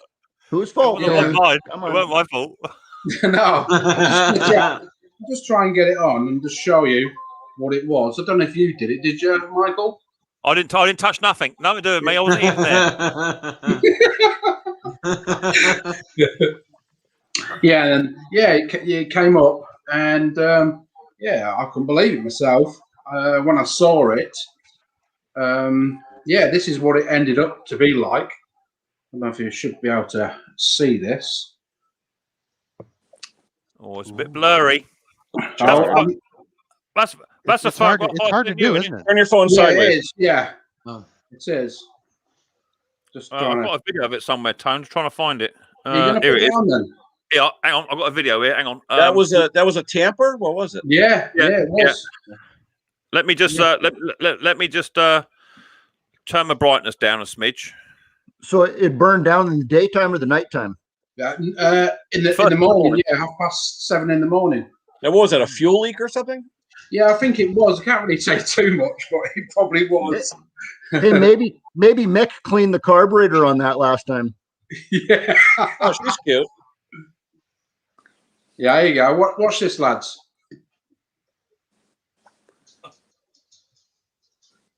Stop touching her there, Mick. No volume. Oh, look at that.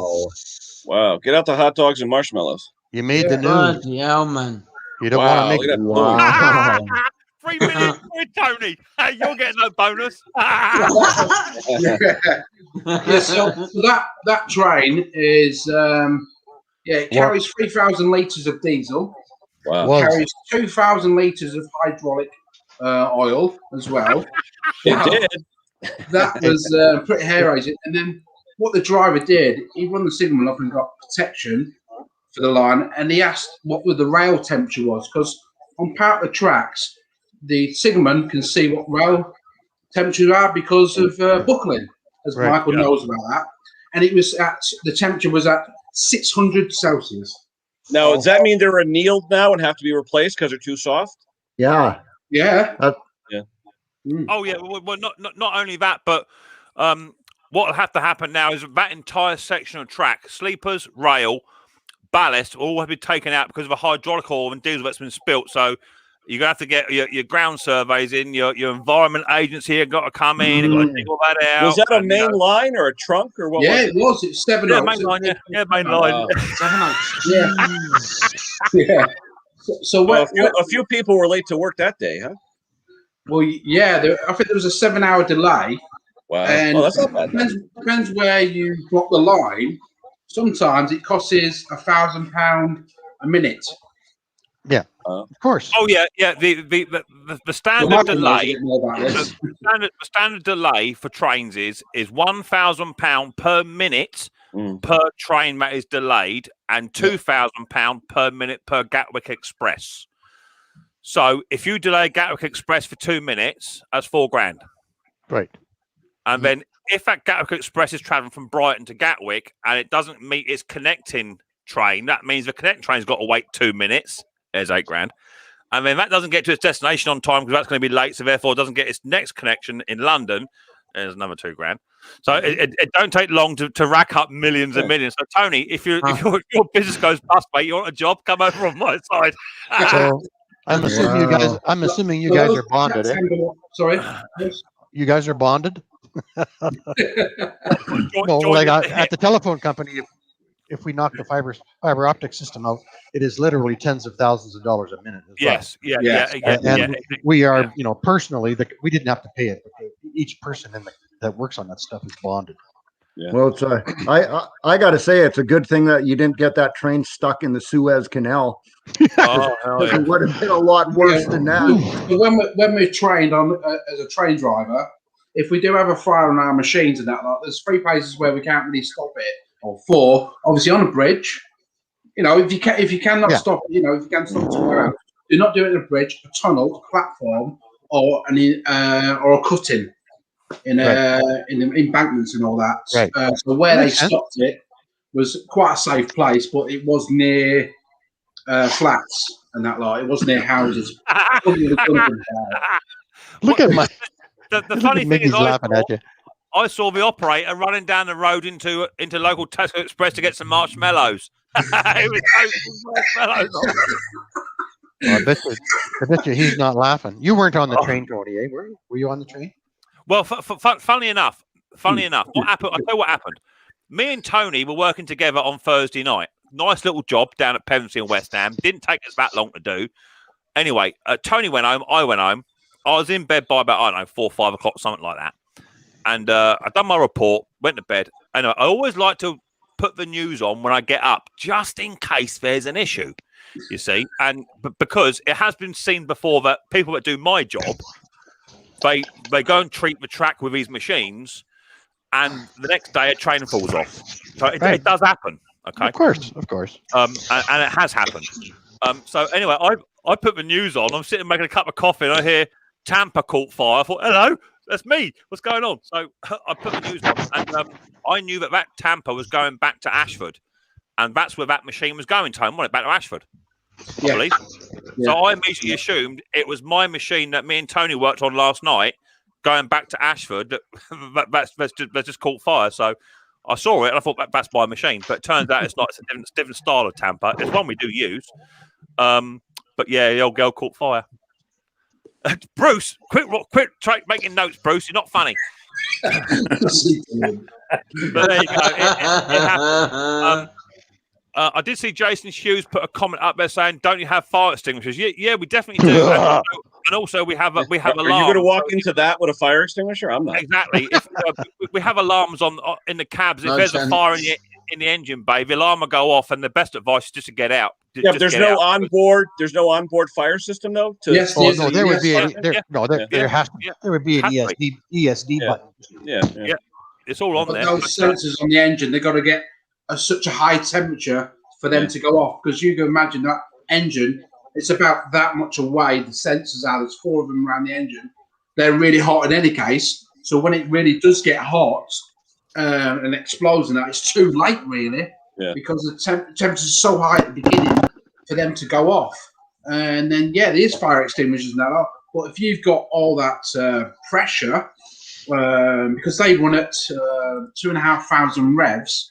Well, it's 20,000 revs they run at to go along. And you think of the pressure that what happened there, it just exploded. As you can see, when Michael showed you the video, there was no fire extinguisher could have put that out whatsoever. No. The fire was. I know the train was on fire and that lot, but where they was driving from, the other end was the opposite end of the engine, so they couldn't really see if it was on fire straight away or anything. So it was, it was scary time really for the guys. Definitely, and this is a thing is that also, Tony, what people don't consider is when we're out on our machines, we have other trains and other people working out on track with us, and sometimes we'll have what's called a grinding train, which is the size of a standard train, 12 carriages, and it's got a grinding stone every couple of feet, every foot. And it reprofiles the head of the rail, and each stone is adjusted at a certain angle. And by the time the train's passed, it's completely reprofiled your train. Well, that train's not allowed anywhere near us, because the hydraulic fluid we have, and the diesel we have, and the temperature which the engine is already at working temperature. One spark, and we're lit up like a candle. So. Also, people who are cutting rails as well, that we tend to transit through work sites, and people are cutting rails to renew them. We have to stop. We can't have people cutting rails near us because it sends sparks all over our train. See, so we are quite flammable, Tony, aren't we? Really, when you think about it. Yeah, definitely. Yeah, you guys are hot. We're hot stuff, Tone. We're hot stuff. Mick, Tony's on your crew. You guys are on the same team? No. Me and Tony, we work for different companies. So Tony works for a company, and we are their customer. So they provide a service, and I just go along and I make sure that the track is fit for operational use afterwards. So I don't actually know technically how to operate their machine. So what you're saying is Tony's your boss? No, completely the opposite. I am a customer. I just want to make sure.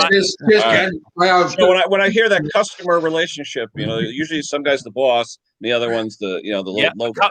So Michael's job is he's a track quality surveyor. So when we're actually moving the geometry of the track, he has to come up behind me and to make sure my train is putting the track in the right place. Wait, you just said Mick comes up behind you? All the time. Come on. I tell you something. Some nights it gets cold and dark, and Tony gets lonely. It's as simple as that. Hey, Tony, do you have a YouTube channel? No, I don't. No. Oh, no, definitely not. You could have got another son. Again, Tim. Yeah. Do you get danger money? No. Funnily enough, they used to back in the day. Back in the day, British Rail days, you used to get danger money if you worked in a tunnel, right? Because it was a high risk. But funny story. Used to have a gentleman called Neil. Do you remember Neil Tone? Yeah. Yeah, Neil. He wasn't quite a full ticket. To be fair, it was a bit stupid. Not in the sense there was something actually wrong with him disability wise. He was just stupid. You know. No, he was. So we were working on a viaduct one day, Shoreham Viaduct, and I said, "Don't forget, Neil, you got to put in for your danger money tonight because you work on a viaduct." Oh, cool. How much do we get? I said, I get £25 a night extra. All you got to do is get a jam jar and just get a jam jar full of water and hand it into the office tomorrow morning. That's what you got to do, mate. Yeah, do you see what I'm saying, Bruce? The man's stupid. So off he went, got a jam jar or got a container, lunchbox or something, and put his bucket of water in there and took it into the office. When he passed his 6-month mentorship, I told him, don't forget when you get passed out, you go from a blue hard hat to a white one, which means you're qualified. It's a big day, Bruce. I said, when you get your qualification, make sure you ask for your 2 free tickets to the museum. He said, do what? I said, you get 2 free tickets to the Retired Railway Horses Museum. It's in Chichester. You can take your boy down there. He'll love it. So anyway, he sat through his interview for his pass out and he got it. And he said to his boss, "Oh, Mick said you can get one of these 2 of his tickets for the Retired Railway Horses Museum." And the boss came out and went, "Just leave the boy alone. I told you once, leave him alone." He's just stupid. Nowadays that might be harassment now. Yeah, definitely. And there used to be a lot of that. In fact, the first day, of course, the first day I met Tony. Me and Tony know each other from old anyway. But Tony joined the railway just after I did, and we're working in this really, really complex junction. And I can remember that, Michael. Yeah, I think we were fish plate greasing, which is where you bolt the rails together with a joint. Yeah. Bolt them together, and you just oil them up so they slide in the heat. Anyway, me and Tony were working there on this big junction, and a train was coming towards it, and I could see that the points were set against us, which means the train would come towards us and then divert somewhere off. Yeah, there's old Tony, right? He sat there, all big and butch. He sat, a train's coming. He went, here, Mick. I said, what? It's a train. He said, that's fine. Just stay where you are. Don't worry. Mick, and he's tugging me by the T-shirt. Mick, this train's coming. I said, just stay where you are. Don't panic. And if the train hit the set of points and diverged off, an old Tone, you can see the blood drain from his face. It was absolutely brilliant. Do you remember the day, Tony, when we were on Shoreham Viaduct, went to climb over the rail that day? Do you remember that? God, yeah.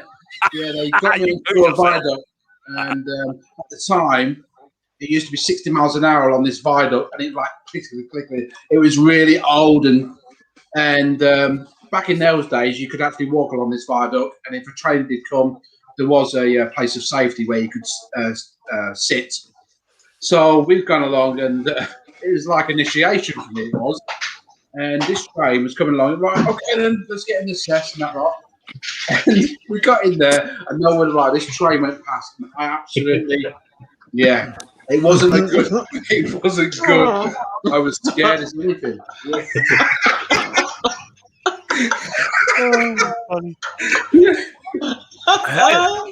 It's what it is. Do you know what? It's such a fun job, and you meet some serious funny people. You know, we have at work. We have Conker. There he is. Yeah. But me and Tony, we actually met each other. We worked on a farm together for about 8 years on a mushroom farm, driving and all that sort of stuff. I used to cut grass better than Tony, but I've known Tone for a long old time now, and we've what must need 20 odd years now. Tone got to be 25 years. 30 years, Michael. 30 years, bruv. There you go. 30 years I've known him. So. He has changed as time's gone on, but no, we have a great crack. So I see we just got Conker in the house. How you doing, Conker? All right, buddy? Good evening, brethren. Yeah, that's enough of that. Right, so...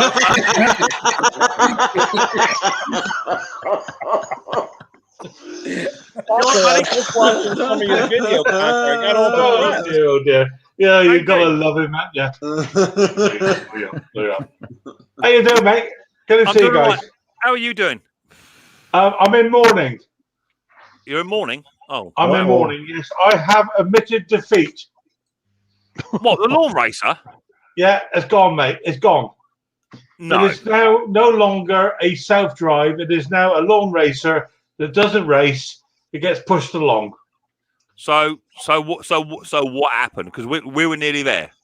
Well, I thought we were, mate. I thought we were. I've tried 5 belts today, 2 springs, 5 belts, swapped around the cogs, backwards and forwards. Why did you swap the cogs around? They were working fine. Because it didn't work. So I tried it, then it got worse. So I put it back again. Anyway, I have now. Still another visit to Micks. Life is too short, mate. I have given up. I'm moving on.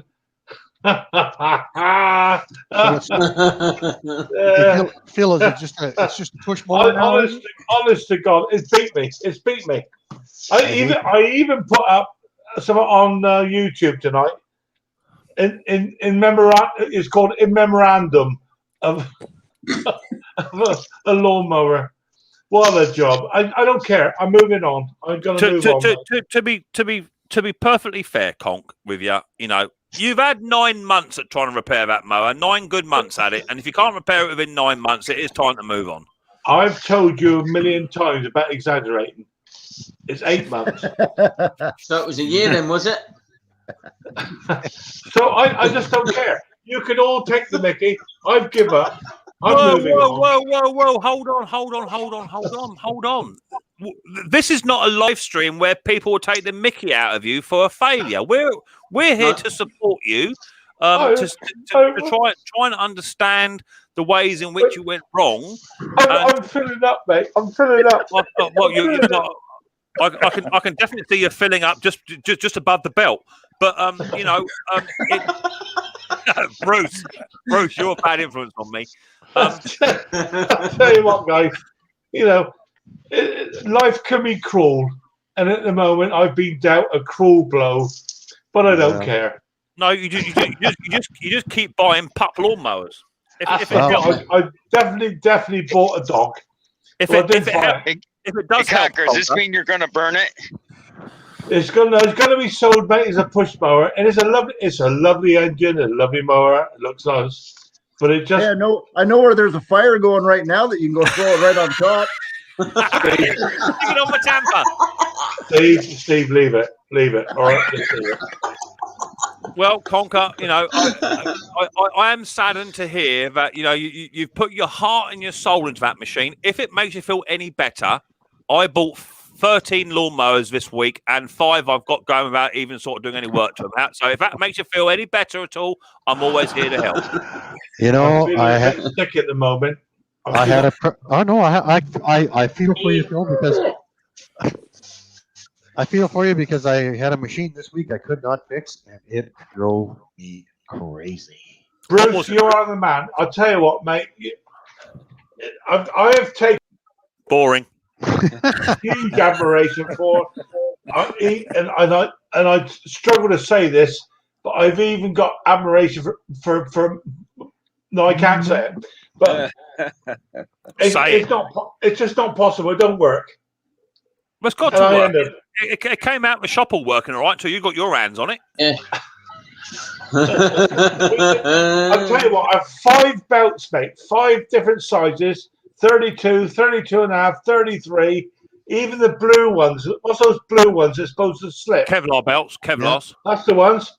Did they slip? Did they hallers like? Well, I don't care, mate. I just don't care. It's like the world has been lifted off my shoulders. He's upset. Bruce, he's proper upset. So have you taken the gearbox out and what have you or not? Oh no! I'll take the pins out of the drive, mate, and then let it flop about. Do you want to bring it down to Micks Mowers shack and let the rabbit see the hole? No, I can't afford the petrol. Can't afford the petrol. He's 120 quid an hour. Can't afford the petrol. I'm not. That's not an hour. That's just inspection fee, Steve. It's an hour. It's an hour and 20 minutes. a pure joy to get there to see Riley Boy. Oh yeah, without a doubt. Yeah, Well, Conquer, then you get paid back in sausage rolls, so it evens out. And sausage rolls and chocolate fairy cakes that you could normally get your hands on if Mick don't eat them first. Hey, maybe Riley will give you one of his Kinder eggs if you're lucky. I just don't care, guys. I feel relieved. I've been relieved. You care. I no longer have to worry about. Look at that. Look at your finger.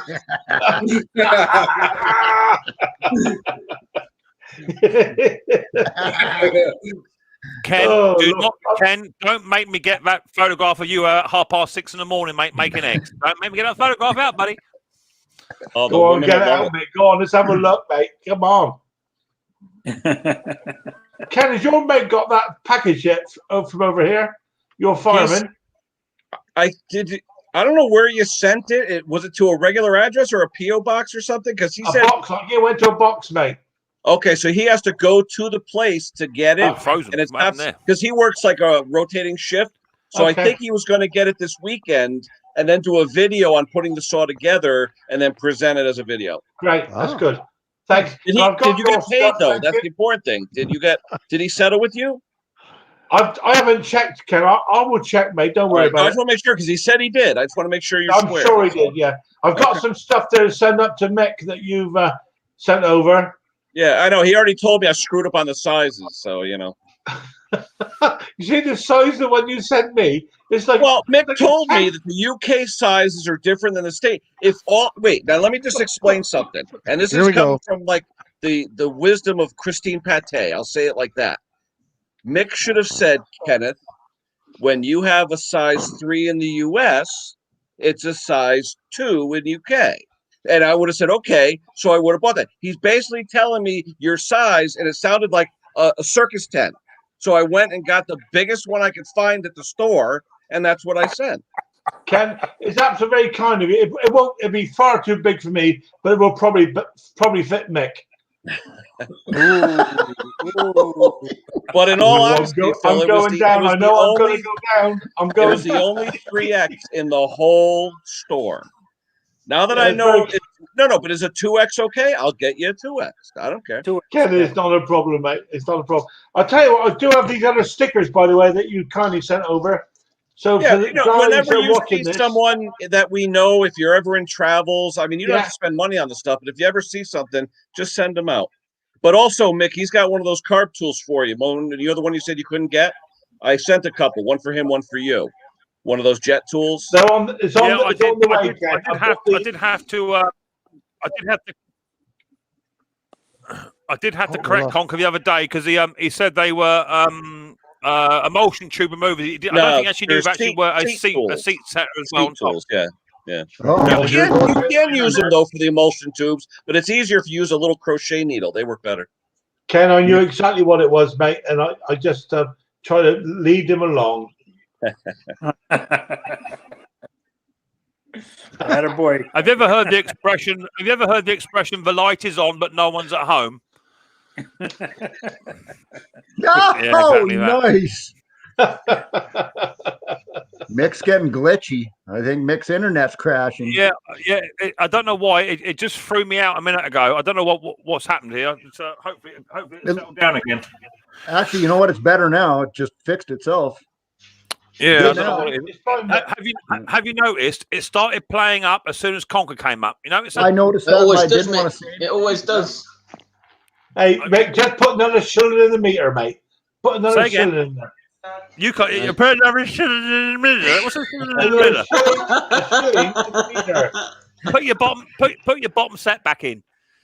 Easy for you to. In other words, he's saying pay your internet bill for crying out loud. Right. That's how we would say it in North America. We can't understand what you guys are talking about. It is paid. What's Jeff on about? Jeff saying something. What's Jeff saying? He's not passed. Dad or something? Just sitting there. Yeah. I don't know. Someone said, fault's with you, Jeff. Maybe his old man ain't very well. Right on. Yeah. Hi, Jeff. Keep tapping on, Jeff, my old mucker. Keep tapping on. Keep cracking on, Jeff. Keep cracking on, mate. Remember, William, William, you can't come in, mate, because every time I bring you up, mate, you've got a noise that sounds like a raccoon in a vice. Yep. You know what I mean? I can't have that, Will. As much as I love you, Will, I can't have that noise up here, buddy boy. Well, I am going to have to say goodbye, you guys. I am on one, by the way, Mick. Say again. Was Scott on one tonight with the old whiskey and stuff? Was he on about? Say that again, but in English. He's on it's a drink-a-thon, Phil. It's a drink-a-thon for charity, Phil. Mr. Briggs, was he on one? Mr. Briggs was up here earlier on. He did say it wasn't staying long, but my internet was mucking about. I had to go from 4G to 3G. So when I changed over, it disappeared. What did he say there? What did he say? Oh, behave yourself. Bruce, you up, buddy, are you? I'm going to have to go. I'm going to go have some of my chicken soup. Bruce, I'm looking forward to my Bruce's shop sticker. I can't wait to see that on my toolbox. It'll be at least a few weeks yet. Better send a couple over, Bruce. Right? Yep. Yeah. Oh, I will. Yep. Yeah. Have a nice lunch, Bruce. Boy. Thanks, guys. Nice to see you all. See you later, Bruce. Later, Bruce. Stay safe. Take it easy. Not going to happen. Oh, so it looks like Jeff's old man ain't too clever. Okay. Righto, Jeff. Hope all goes well, buddy boy. Yeah, everyone will want a Bruce's sticker. I guarantee that I want a Bruce's sticker. So, I want one as well. What have you been doing, Tony? You been busy? You been down the shop, have you? Or been down the gym? No, I've not been down the gym. Tony, Steve, as per your comment earlier on about bodyguard and whatever, Tony loves going down the gym. He loves going down the gym. Apparently, I can see that. Apparently, they had the best vending machines. He's always down there. They do good bacon sandwich down there. They do. Yes, do like that. £4.80 a pint. I wouldn't pay that. So Tony goes to the gym. He has a dumbbell in one hand and a ham sandwich in the other hand. Is that what you're saying? Yeah. Oh, yeah. What's wrong with that? To be fair, Tony, I agree. Tony, the way I work out. You were sort of Mr. Sort of trim, eating properly. You have put a little bit of pup on recently, haven't you? You have put a bit of pup on. Yeah, it's due to lockdown and my missus really, I don't know, changing career because my missus is a personal instructor.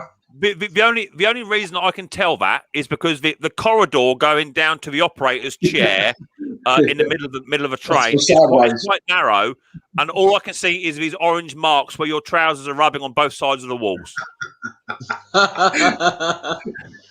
Yeah, just walk sideways. Tony, rise above it, mate. Rise above it. He was walking sideways, Steve. Steve, that was sideways.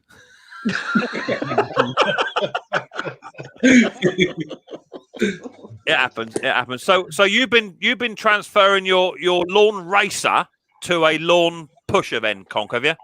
Absolutely right, mate. It is. Well, I've started doing it. Isn't it strange how something will always bite you in the backside? I can't get the cable off the operating cable off the lever, but whatever. I'll sort it out. To be honest with you guys, this thing's going to end up in a big bin. Conk, he doesn't even kick you down anymore. He just leaves the room now when you're talking. Wow. I know, Steve. I know. I'm used to being used and abused. I'll be honest with you, mate. Oh, it's not Jeff's dad. It's Jeff's son. All right, Jeff. Sorry, mate. I was involved in the panel. I see something flicking past there. I was trying to catch up as I go, but I didn't mean to say it's your man. It's your son. Okay, buddy boy. No worries. So, what have you been on then, Ken? You been on anything interesting or not? You've just been in the old drive-throughs, just eating a lot, or what? You're lucky I like you, my friend. Today was the caliper on the Dodge. You heard about my daughter's accident last week. We had to go get the totaled car, all the remains out of it. So when driving her up here, we get out of the truck, and there's like billows of smoke coming out of my wheel well. The caliper seized. So I was lucky I made it. I cracked the bleeder screw so I could make it home, but I had to change the caliper this morning. So now that that's done, as you guys say, me mum came over, and she asked me if I wanted some soup, because you know me, I have my 12-gallon bowl of soup every weekend. Yeah. And so she's Is the making me door a okay, Ken? That's the most important thing. Yeah, the airbags and everything else bruised up, but mate. it was a horrible rain. It was a nor'easter storm. It was a horrible rain. But the thing was, the guy lied to the police. He said, "Oh, somebody cut me off." Well, you know what? My daughter had dash cam. You know what? And guess what? Nice. Change the story. Yeah. I was going to ask a question. In America, you guys have them big, I don't know what they are, big towers with like a big bowl on it, with like, you know, with like a town's name on it. What's that? The water tower? Like a water tower? I thought we it have, was we have water towers. You also have gas towers that are like big bulbs of gas. I thought it for was natural gas storage. I thought it was your soup intravenous drip holder.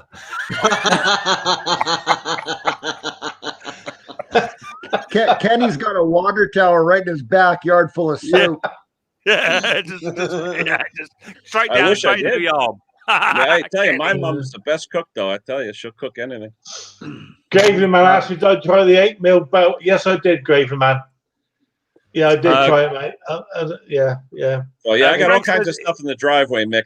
But we're supposed to have rain all day tomorrow. It's supposed to start at 3 a.m. So luckily here, you guys are 5 hours ahead. It's only 3:20 here. I've got until about 8:30 p.m. So another 5 hours to get all my stuff done. So it's not too bad. We got some really good weather here for the next 3 or 4 days, Ken. So I heard it's supposed to piss down the rain this weekend. That's what I heard originally. No, not here, mate. Not here. Oh, I don't know. The wind though. This week was windy, really windy. Could have done a bit of rain on Tony's Tampa this week. Tony, you're not going to hear the end of this. No, not at all. Probably better that it didn't rain and then flooded into the sides. The thing is I know as well all about that train, don't I? Yeah. I was gonna say, you guys didn't leave a fag in the ashtray, did you? Come on. I know all about it. Hey, Tony, Mick knows your secret, brother. He knows your secret. Apparently, Tony, you made the news anyway, mate. You made the news with it. Well, I mean, it's all very well they made the news, but if BBC want to get hold of me for an inclusive story, it happens. No smoking on the train anymore, Mick. That's all I can say. No smoking on the train. We don't do that anyway because I'm courteous of the people around me that don't smoke. I never do smoke in the cabs anyway because it's not the thing to do. But no, I know secrets about that Tampa. I know big secrets about it. Don't. Yeah. Apparently, Mark says I'm a bad man. Well, apparently, all it is that this lot up here bring out the worst in me, and they just rev me up, and I take the piss out of everyone. That's just the way it goes. I can't hold that. It's just the way I'm wired up. So that's cool.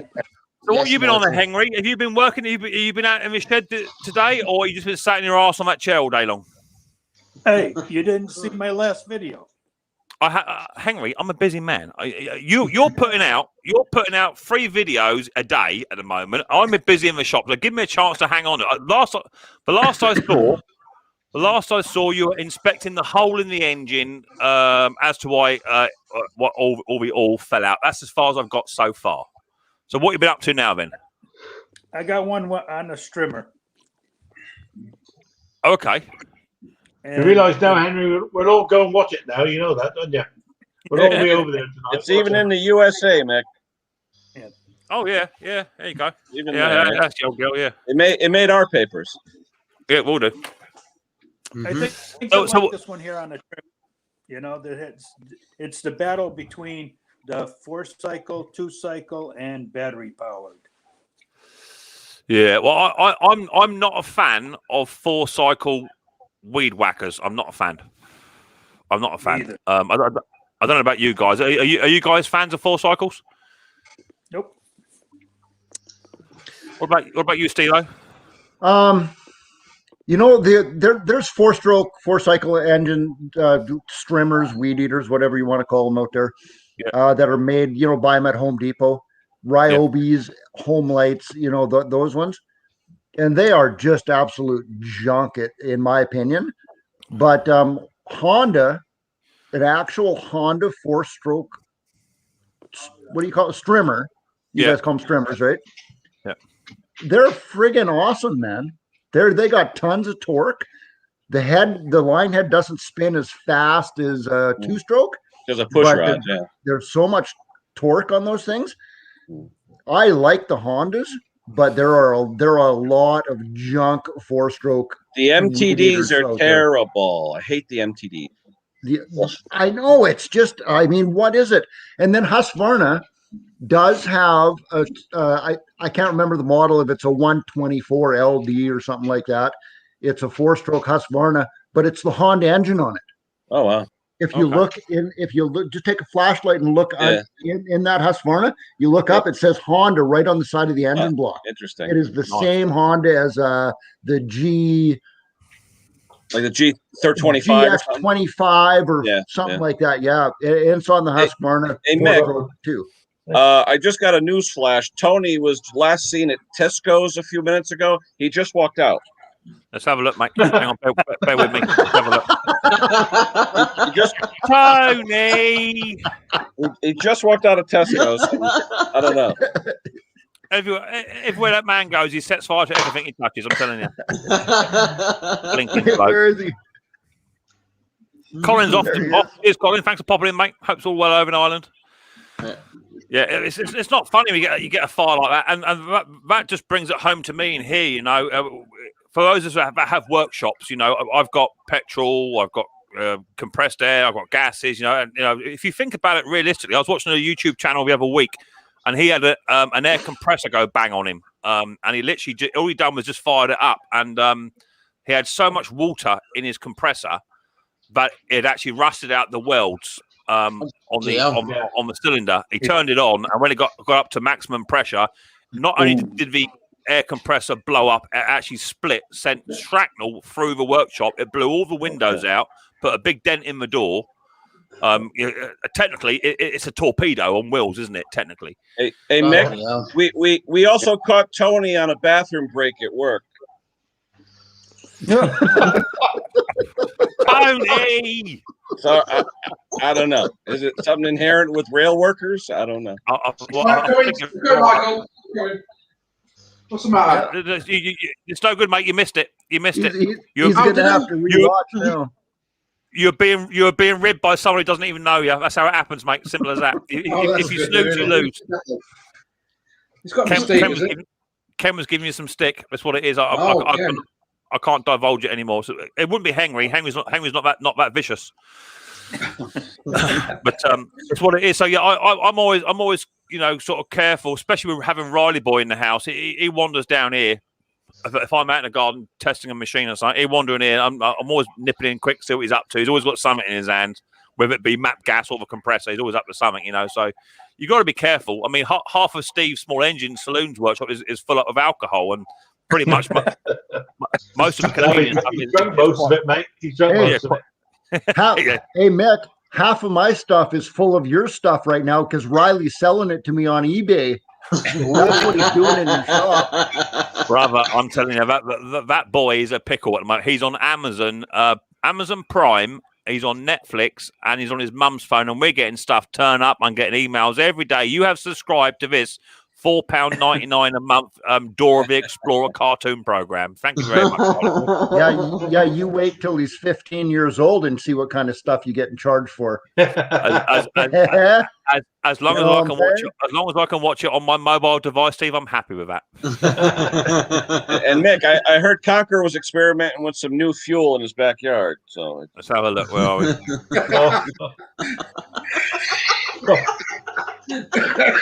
Old Conker. All Conker wants to do is just get one lawnmower this year that runs. That's all he wants. He's not Leave it. He's not asking for much at all, is he? Bless his little heart.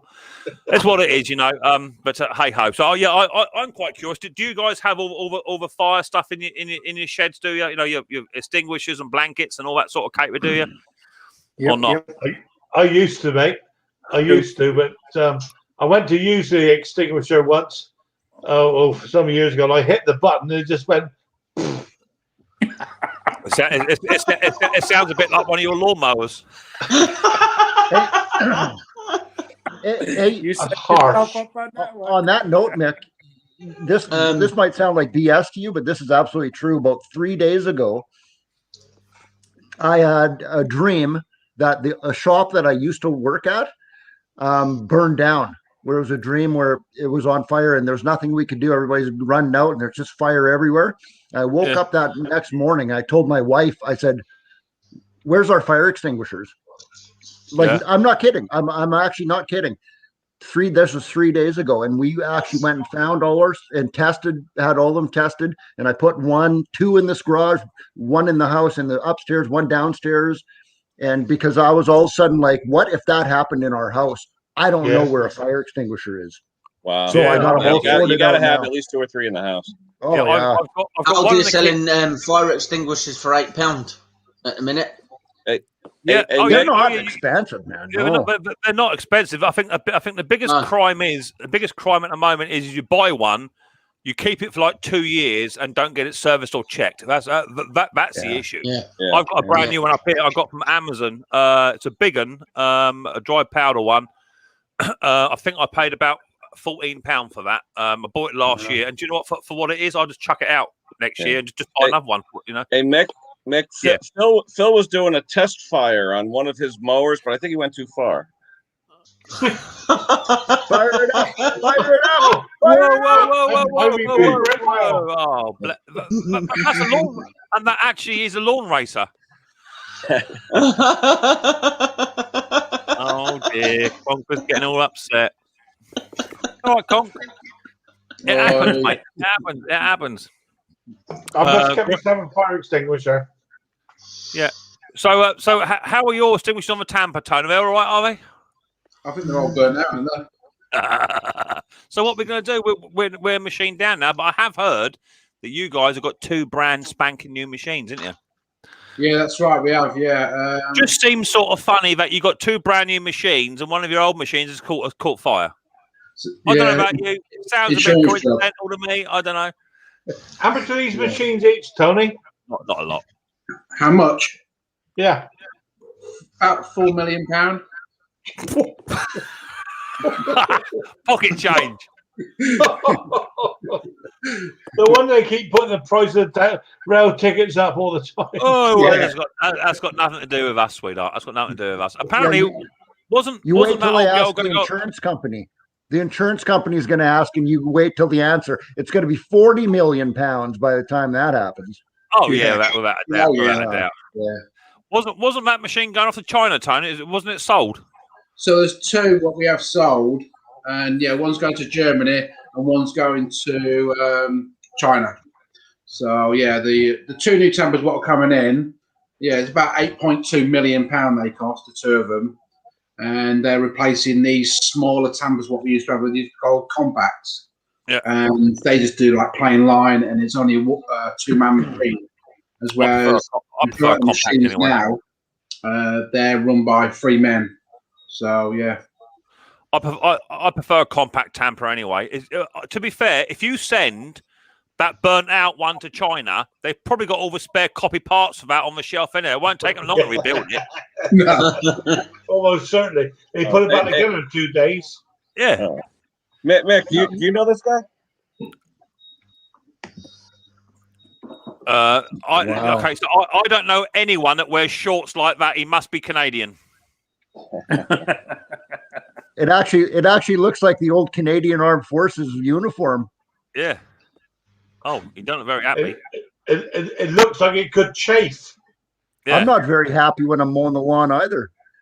No, he looks like he's saying, "Honey, are my trousers out of the laundry yet?" They look a bit tight, don't they? They do. Oh, Lordy. You want to bend over? We want to bend over them puppies. The old Johnson's baby powder on there, wouldn't you? Oh. Without a doubt. Oh Lord. So what we got on tomorrow, then, guys? Are you all up to much? I'm looking to have a bit more of a day off tomorrow because I've been flat out in the workshop today. I've got someone coming back with a lawnmower that he can't start, which I sold him today. So I've got to check that out quite quick. I've got a feeling he's just knocked the HT'd off or something like that. I think that's what it is. I hope so, anyway. So what are you guys up to tomorrow? You got anything on? So Henry, what are you up to tomorrow? Tomorrow's supposed to rain, so maybe I'm going to do a part 3 video on that mower with a hole in it. Oh, okay. Okay, we can try and JB weld it. That's what I was thinking. Just plug it up.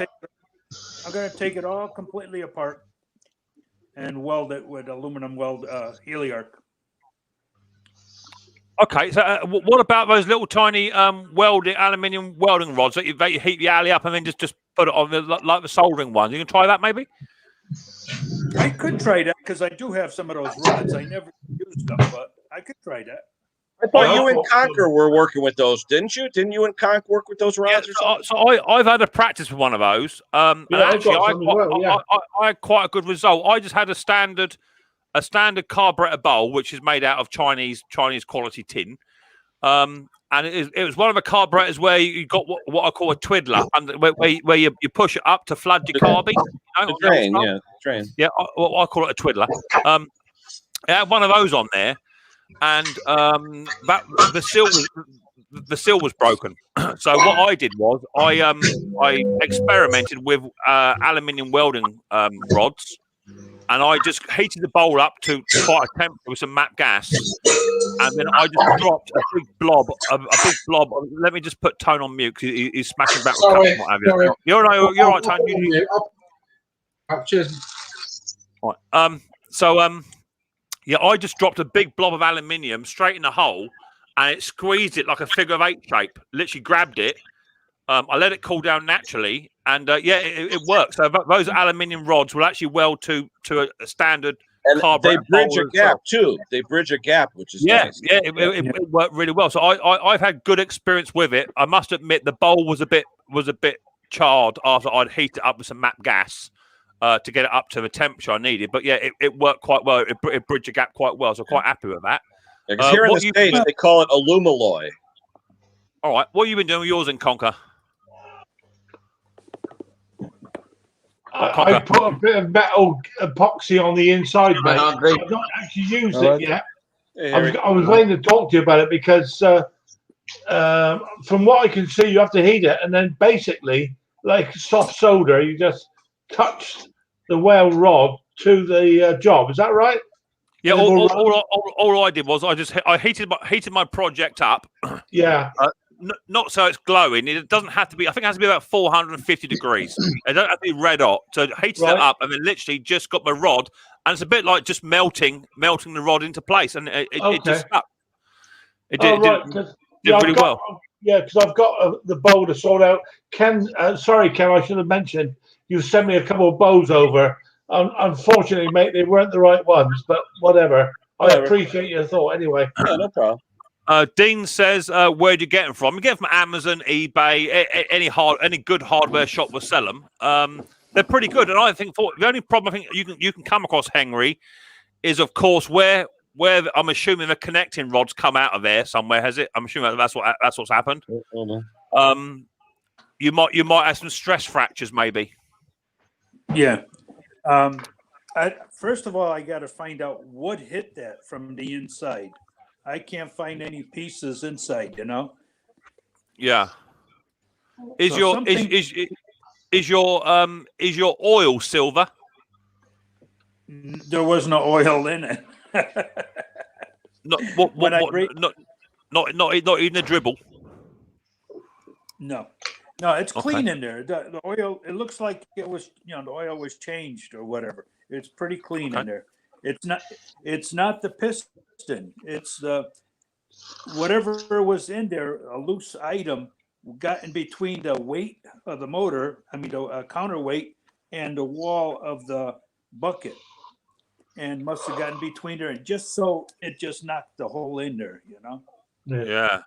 Well, I noticed with them, Henry, they were quite thin, the rods. I was quite surprised on how thin the rods were.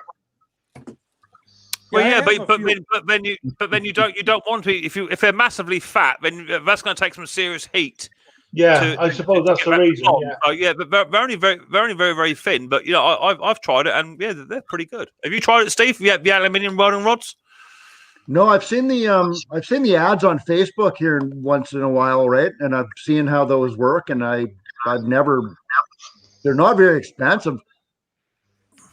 I just don't really have anything to use them on. Like I would love to try them and just play with them, I think it's quite a good knack to using them. Like, you know, there's a right way and a wrong way to use them. Oh, definitely. I mean, I just heated it up and hoped for the best conk, and it worked. You know what I mean? Yeah, that's all I did. You know, it's nothing technical, and it was watertight or petrol tight. That carburetor didn't leak at all. You know, it done the job really well. Well, I'm going to try it with the bowl I've got anyway. Going to give it a go. All right. Well, just make sure you got your fire extinguisher handy. I know what you like. Yeah. What I could see that working for absolutely awesome is on an old chainsaw or something like that, where you strip out the bolts on like your starter, and it's got a magnesium or an aluminum block. And instead of putting a helicoil in there, fill it up with that stuff and drill it and just tap it. No helicoil in it. You know, I would try that. That's an interesting thought, Steve. That is really interesting. Yeah. Because then you have no helicoil, drill and tap, no helicoil. Oh, boy, I could see that being an awesome fix for something like that. Because the rods are actual. They're not just like lead, like solder or something, right? They're actually aluminum. But there's many different qualities of aluminium. Yeah, that's soft and hard, and that'd be worth exploring actually, because that's quite a good idea. I'm thought of it that way. Hey, I'll show you this. I don't mean to be a jerk or anything, but I know for a fact that this tab on this beer can right here, it's aluminum. Right. This tab is made out of way, way higher quality aluminum than the rest of the can is. Right. So that's why it doesn't bend. It's so thin, and you pull that with your thumb. And if it was made out of this aluminum, it would just squish and bend. So there are definitely different qualities of aluminum. So hopefully that those rods are like really hard, nice aluminum. Right. But they're probably not. If they melt that easy, they're probably really soft. They don't melt. They don't melt with ease. It's not like soldering, Steve. It is a lot harder than soldering. Okay. You've got to have that project piece quite well heated. Without it, you can't just heat up the rod, as it just snaps off brittle. Yeah, they say it crumbles. That's what they say, doesn't it? Yeah. And aluminum dissipates the heat so quickly that it encompasses the whole piece. So you got to keep that one area hot. Not because it's cooling off as you're heating it, and the whole bucket is going to get hot before you can get it to 100 degrees. Yeah, definitely. I've had good results with it, so I would recommend having a go with it. Definitely, if I can do it, you can do it. You know what I mean? It's quite simple stuff. I would have a go with that. But my concern is, Henry, as I said, is that if something did hit that enough to actually break a hole in that casing, I would. It's like if your lawnmower blade hits a stump and bends your crank. Sometimes, although you don't get a weepy all seal. Sometimes when you take the bottom pan off to inspect it, you can see stress fractures all the way across the pan. So I'll be inclined to see if you've got any stress fractures in there. Yeah, well, before I repair it, I am gonna go ahead and check every way, all the holes where it sits in. It might be that one of those holes was already elongated, and that's why that happened. But yeah, I'll go through the whole thing before I go ahead. What's the matter with Walmart? What's the matter with them? There's nothing right with them. There's nothing right with them. So down the bottom here, I don't know if you'll be able to understand him, Steve. He speaks a completely different language to the rest of us. It's darn near archaic. Hello, Harry. How you doing, buddy? All right. How's it going? I'm doing very well, thank you, Boyle. How are you what doing? Was that? I'm all right. What was that again?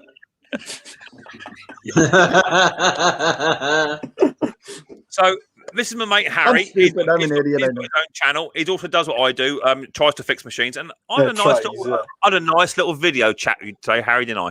Yeah, we did, Mick. Yeah, we did. He wants a lawnmower part, which I've got in my collection. So Harry, you still got that dirt on your face, Harry. Come on. I'll be sending you a nice little parcel over later on, Henry, to give you that, so you can have that dead man's hat or that drive handle for that free of charge. No charge for that.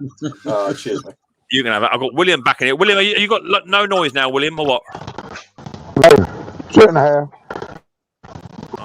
No, we can't have that. That's noisy. That's noisy. That's terrible.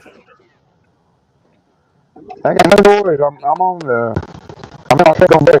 No, glitchy and noisy. Must be your headphones, buddy. Glitchy and noisy. I'm after a bit of advice. You're after what? A bit of advice. No, not that way. How can I help Harry? Wrong channel for that, Harry. Don't take any wooden nickels. If you're after advice, you've come to the wrong shop. How can I help? Which part is sore? That better? Hey, Harry, if you see a fork in the road, take it. That's better. What's up, Harry? What's going on?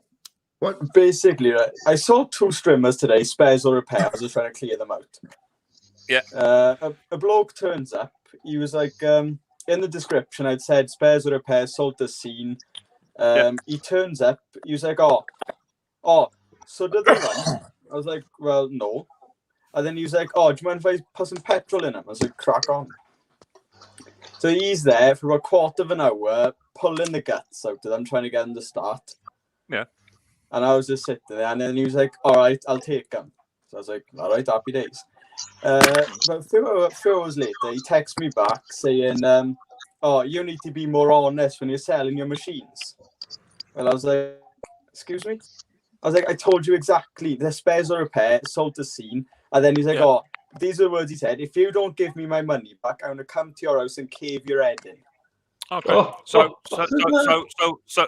stop right there. What I would do is, if I were you, is I would send him my address, and tell him to come and see me. Because if you're selling a piece of equipment at spares or repair, sold as seen, that means you're taking no liability for the equipment. You're saying it is as is. Did it say on the advert machines running or running badly or anything like that? No. None of the so you sold it as is. Come and have a look at it. You've had a little test on it. You tried to start it, and what have you, and it is as is. So I wouldn't be worried by that, Harry. I'll just say no. You're not having your money back. It's sold as is, and good enough. That's what. Harry, what are you talking? 10, 20 quid? What are you talking?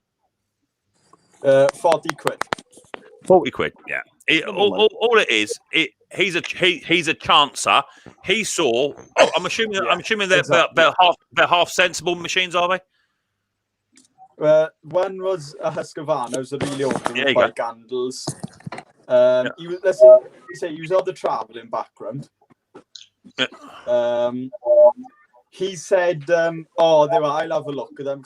I asked him. I said, "Oh, what do you do for a living?" And he said, "Oh, I'm a small engine mechanic."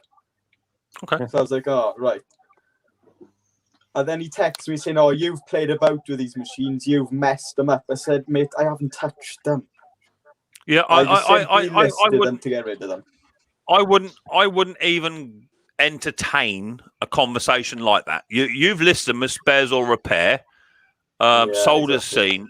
He's come down, and to be fair, I wouldn't have even let him put fuel in them.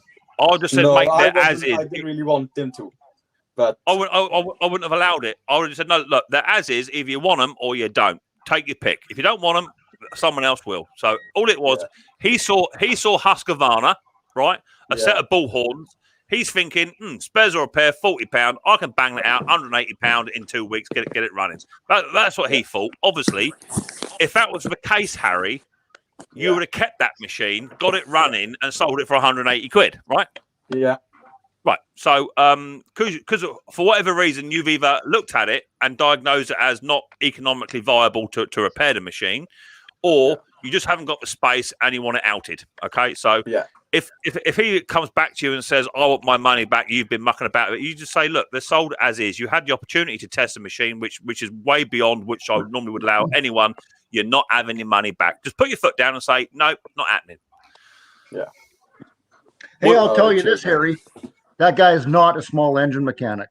Yeah. That's what he is not a small engine mechanic. When he said that, I was chuckling a bit inside. I was like, the way he was pulling it, and he didn't even know which way was choke. And there you go. Yeah. There you go. he was under the opinion. Cheers for that, Rich Ware Mowers. Much appreciated, mate. A cup of coffee and a Kinder Egg for Riley Boy. Cheers, that Buddy Boy. Much appreciated. He was under the opinion. Don't get yourself all worked up, mate. You know, these guys, they work on frightening people. You know. Yeah. Just don't get yourself worked up, mate. Oh, definitely. I had a fella turn up last week, Harry. He bought I think it was a mower he bought off of me. I'm sure it was a mower. Yeah, it was. Anyway, he turned up, and what I always do whenever I sell anything, if someone says is this available or whatever it is, whatever site it's on, I always go to their profile or whatever. I always check them out, and it's nothing against the traveling community, because I deal with lots of traveling community guys and girls, and they're pretty good, most of them. Okay, it has nothing to do with that, but you always get the other sector. And I sold a little generator, that little red home light generator I had the other week? That sold. Oh, yeah. Anyway, I checked his profile. It all looked good. And then he turned up, transit van, greedy board, flat cap on, hobnail boots. Thought, here we go.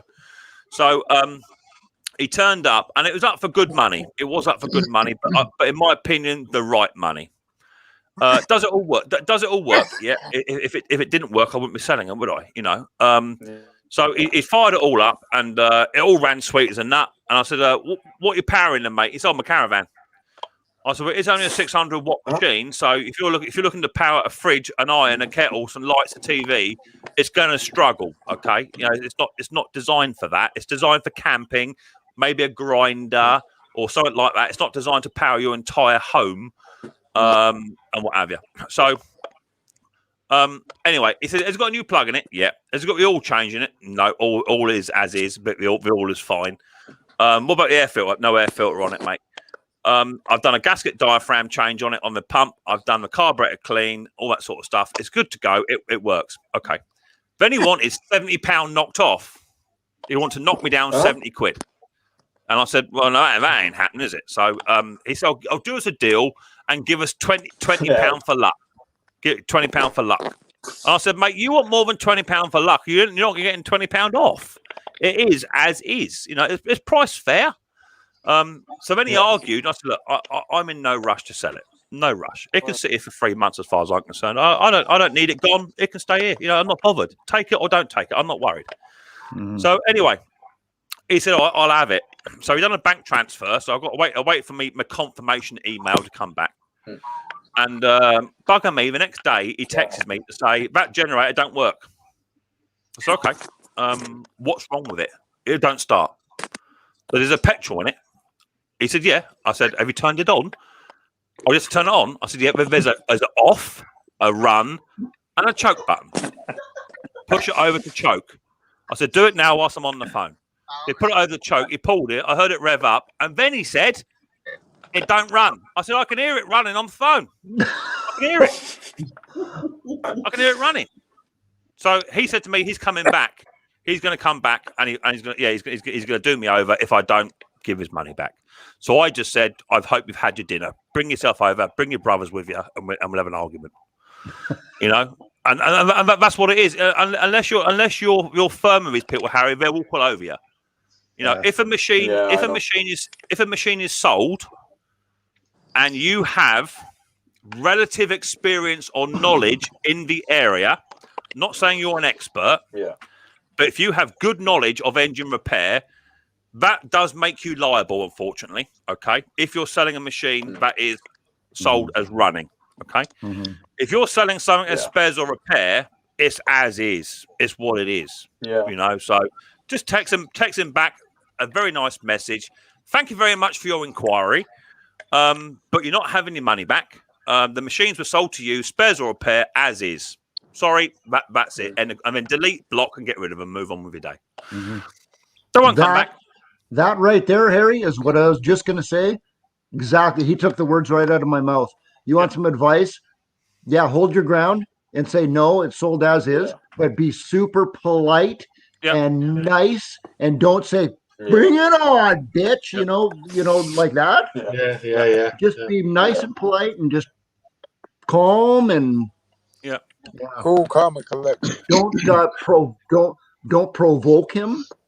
To actually cave your head in. right? I sold some mowers last season. I do it every year.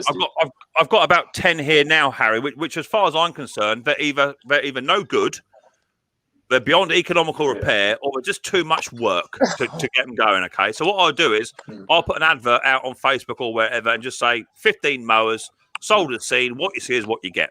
So I did it last year. Put them all, and some said, yeah, I'll have them. I think I sold them for like £150 for like 20 mowers and a load of strimmers. There's a load of gear, okay? All of them all had cables been taken off, carburetors removed, springs removed. I took all the currents and all the cherries off of it, you know. And the bloke said, yeah, I'll have the lot, cheers. And he turned up and he said, cool, this is a deal. I'll get all of these running next week. This would be brilliant. And I thought, mate, you've not got a chance in hell in getting any of these machines running. If I can't get them running, not saying I'm brilliant, but if I can't get them running, I've taken all the parts off. You got no chance. And his missus must have thought, what has he bought now? He filled his van right to the hill with strimmers and what have you, mowers, and you know, it was just parts. He never takes me back because it's sold. It's sold as seen, sold as is. But one tip I would say in the future, Harry, for you, is if ever you're going to do that, you need to put sold as seen, non-running, or these machines currently do not run. Yeah. Okay. That way, you're not going to get involved in any arguments. Okay. If you put the word currently, that then gives them the opinion, or possibly they could run with a bit of work. You know. Yeah. But if you always put them there, sold as seen, parts only, non-running machines, you can't be any fairer than that. Yep, that's what we put on in Canada. That's the number one thing we do is say parts machines only. How can somebody come back to you and say, hey, this thing doesn't run? The ad says right on there, this is a parts machine only. It's for parts for fixing other things. Exactly that. Exactly. Yeah. And that's just covering your butt, right? Yeah, exactly. I mean, the bloke that I purchased from over in Brighton, when I buy his machines off of him, they're coming out of the recycle centre. Okay. So I take a risk on anything I buy from him. It could be bent crankshafts, they could be set fire, it could be anything, right? His advert clearly states these machines are sold as non-running, untested, but do pull over. That's all they say. So if you get one with a bent crankshaft or five with a bent crankshaft, that's a risk I'm taking. It's as simple as that. You know, you can't go back to these all terminal. It wouldn't stand up in court. So if you feel that you're on the right, Harry, stand your ground, be polite, and say no, it ain't happening, bruv. Or if he comes back and says I want money back, say I'm happy to part exchange him for a working machine. Cheapest machine I got is £250. Yeah. You know what I mean? So yeah, just stand your ground, mate. I wouldn't have it. I mean, I've got a machine coming back tomorrow, which I sold today. It was all running, tested for half an hour. It ran beautifully. Did not miss a beat. The bloke come down, he looked at it, he tested it, he read it running again. Lovely. He went away to a shop, come back about an hour later on. We tested it, it ran lovely. Put it in his car, he got it home, and now he can't start it. Tinkering.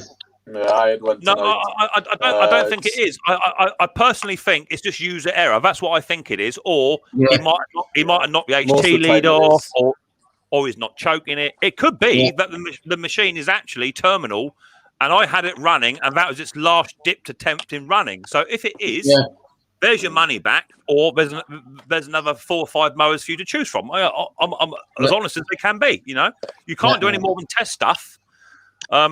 So if he's not happy, then he can just have his money back. I'm happy with that, you know. But I'm convinced if I've had it running for half an hour, and it stopped smoking, it started ticking over nice, it cuts nice, and all the rest of it. It's had a new spark plug, new air filter, all the rest of it. It's had all the stuff on it.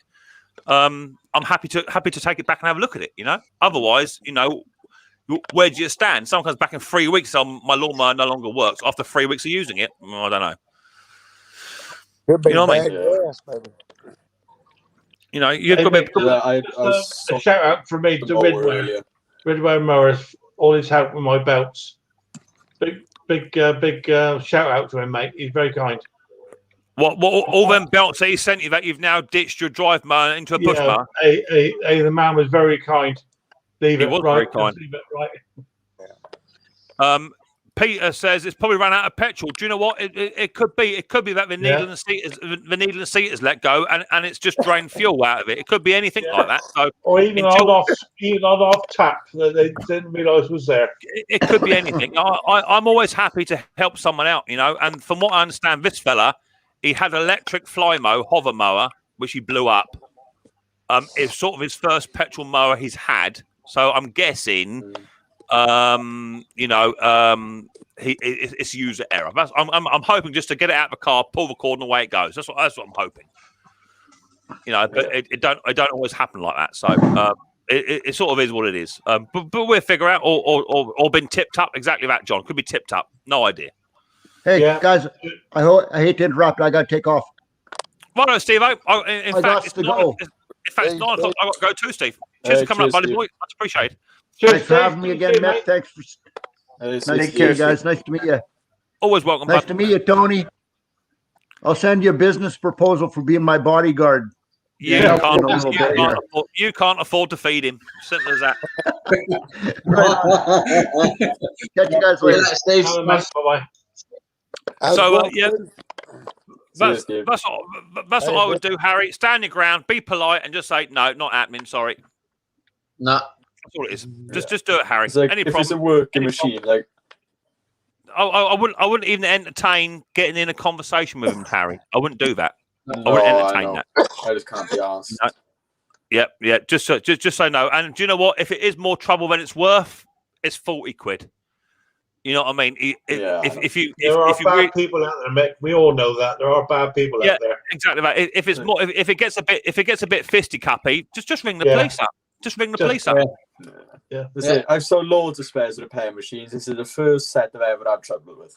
I wouldn't entertain it. Just say, and if he gets a bit knocky, just say, all these texts I'm keeping, and I shall be forwarding to the police. Just say that. All right. At the end of the day, mate, it ain't worth a punch in the nose. It ain't worth it. One piece of advice I will give you, Harry. If ever you do have, and this is not a hit against the traveling community, okay, really it isn't, because I deal with lots of them, and 9 times out of 10 they're good as gold. If ever I have a traveling community guy turn up to pick up a piece of machine, I always take a photograph of their car. Always. No, yes, just for myself, because if tomorrow you wake up and your workshop's been done, you might know why. Yeah. You know, so a piece of advice for you. If you're not sure, I got cameras up here, so that's a good. If you're not sure, just I've got cameras in this workshop too, and in my garden. If you're not sure, take a quick little photograph, just so you got it, and it just sorts all that out. You know. Anyway, people, it's 9 o'clock. Mrs. P's got work tomorrow, so she'll be indoors, and it's my turn to tie her up. So I don't want to miss that. So I look forward to that. Bad boys. You're all bad boys. I'd like to thank Steve Small Engines for coming up, Bruce the Shop for coming up, Tim Henry, my mate Ken, my mate Tone, William, thanks for coming up, for looking at your jumper, whatever he's looking at, and for Harry Boy. Thank you to Steve and Ridgeware, and I think Dick Small Engines for the super chats. Much appreciated, guys. It does help towards the growth of the channel and towards its process. So thank you very much, Steve, for that. And video out tonight already that's been released. Go and watch that if you want to. Any questions? You've got my email address. Email me, Insta me. You can message me, whatever. I will try and help it if I can. Can't promise. And I'll look forward to seeing her on the next Saturday night live stream. If not, I'll catch it in a midweek video very, very soon. So look after yourselves. Take care. And bye-bye. Cheers,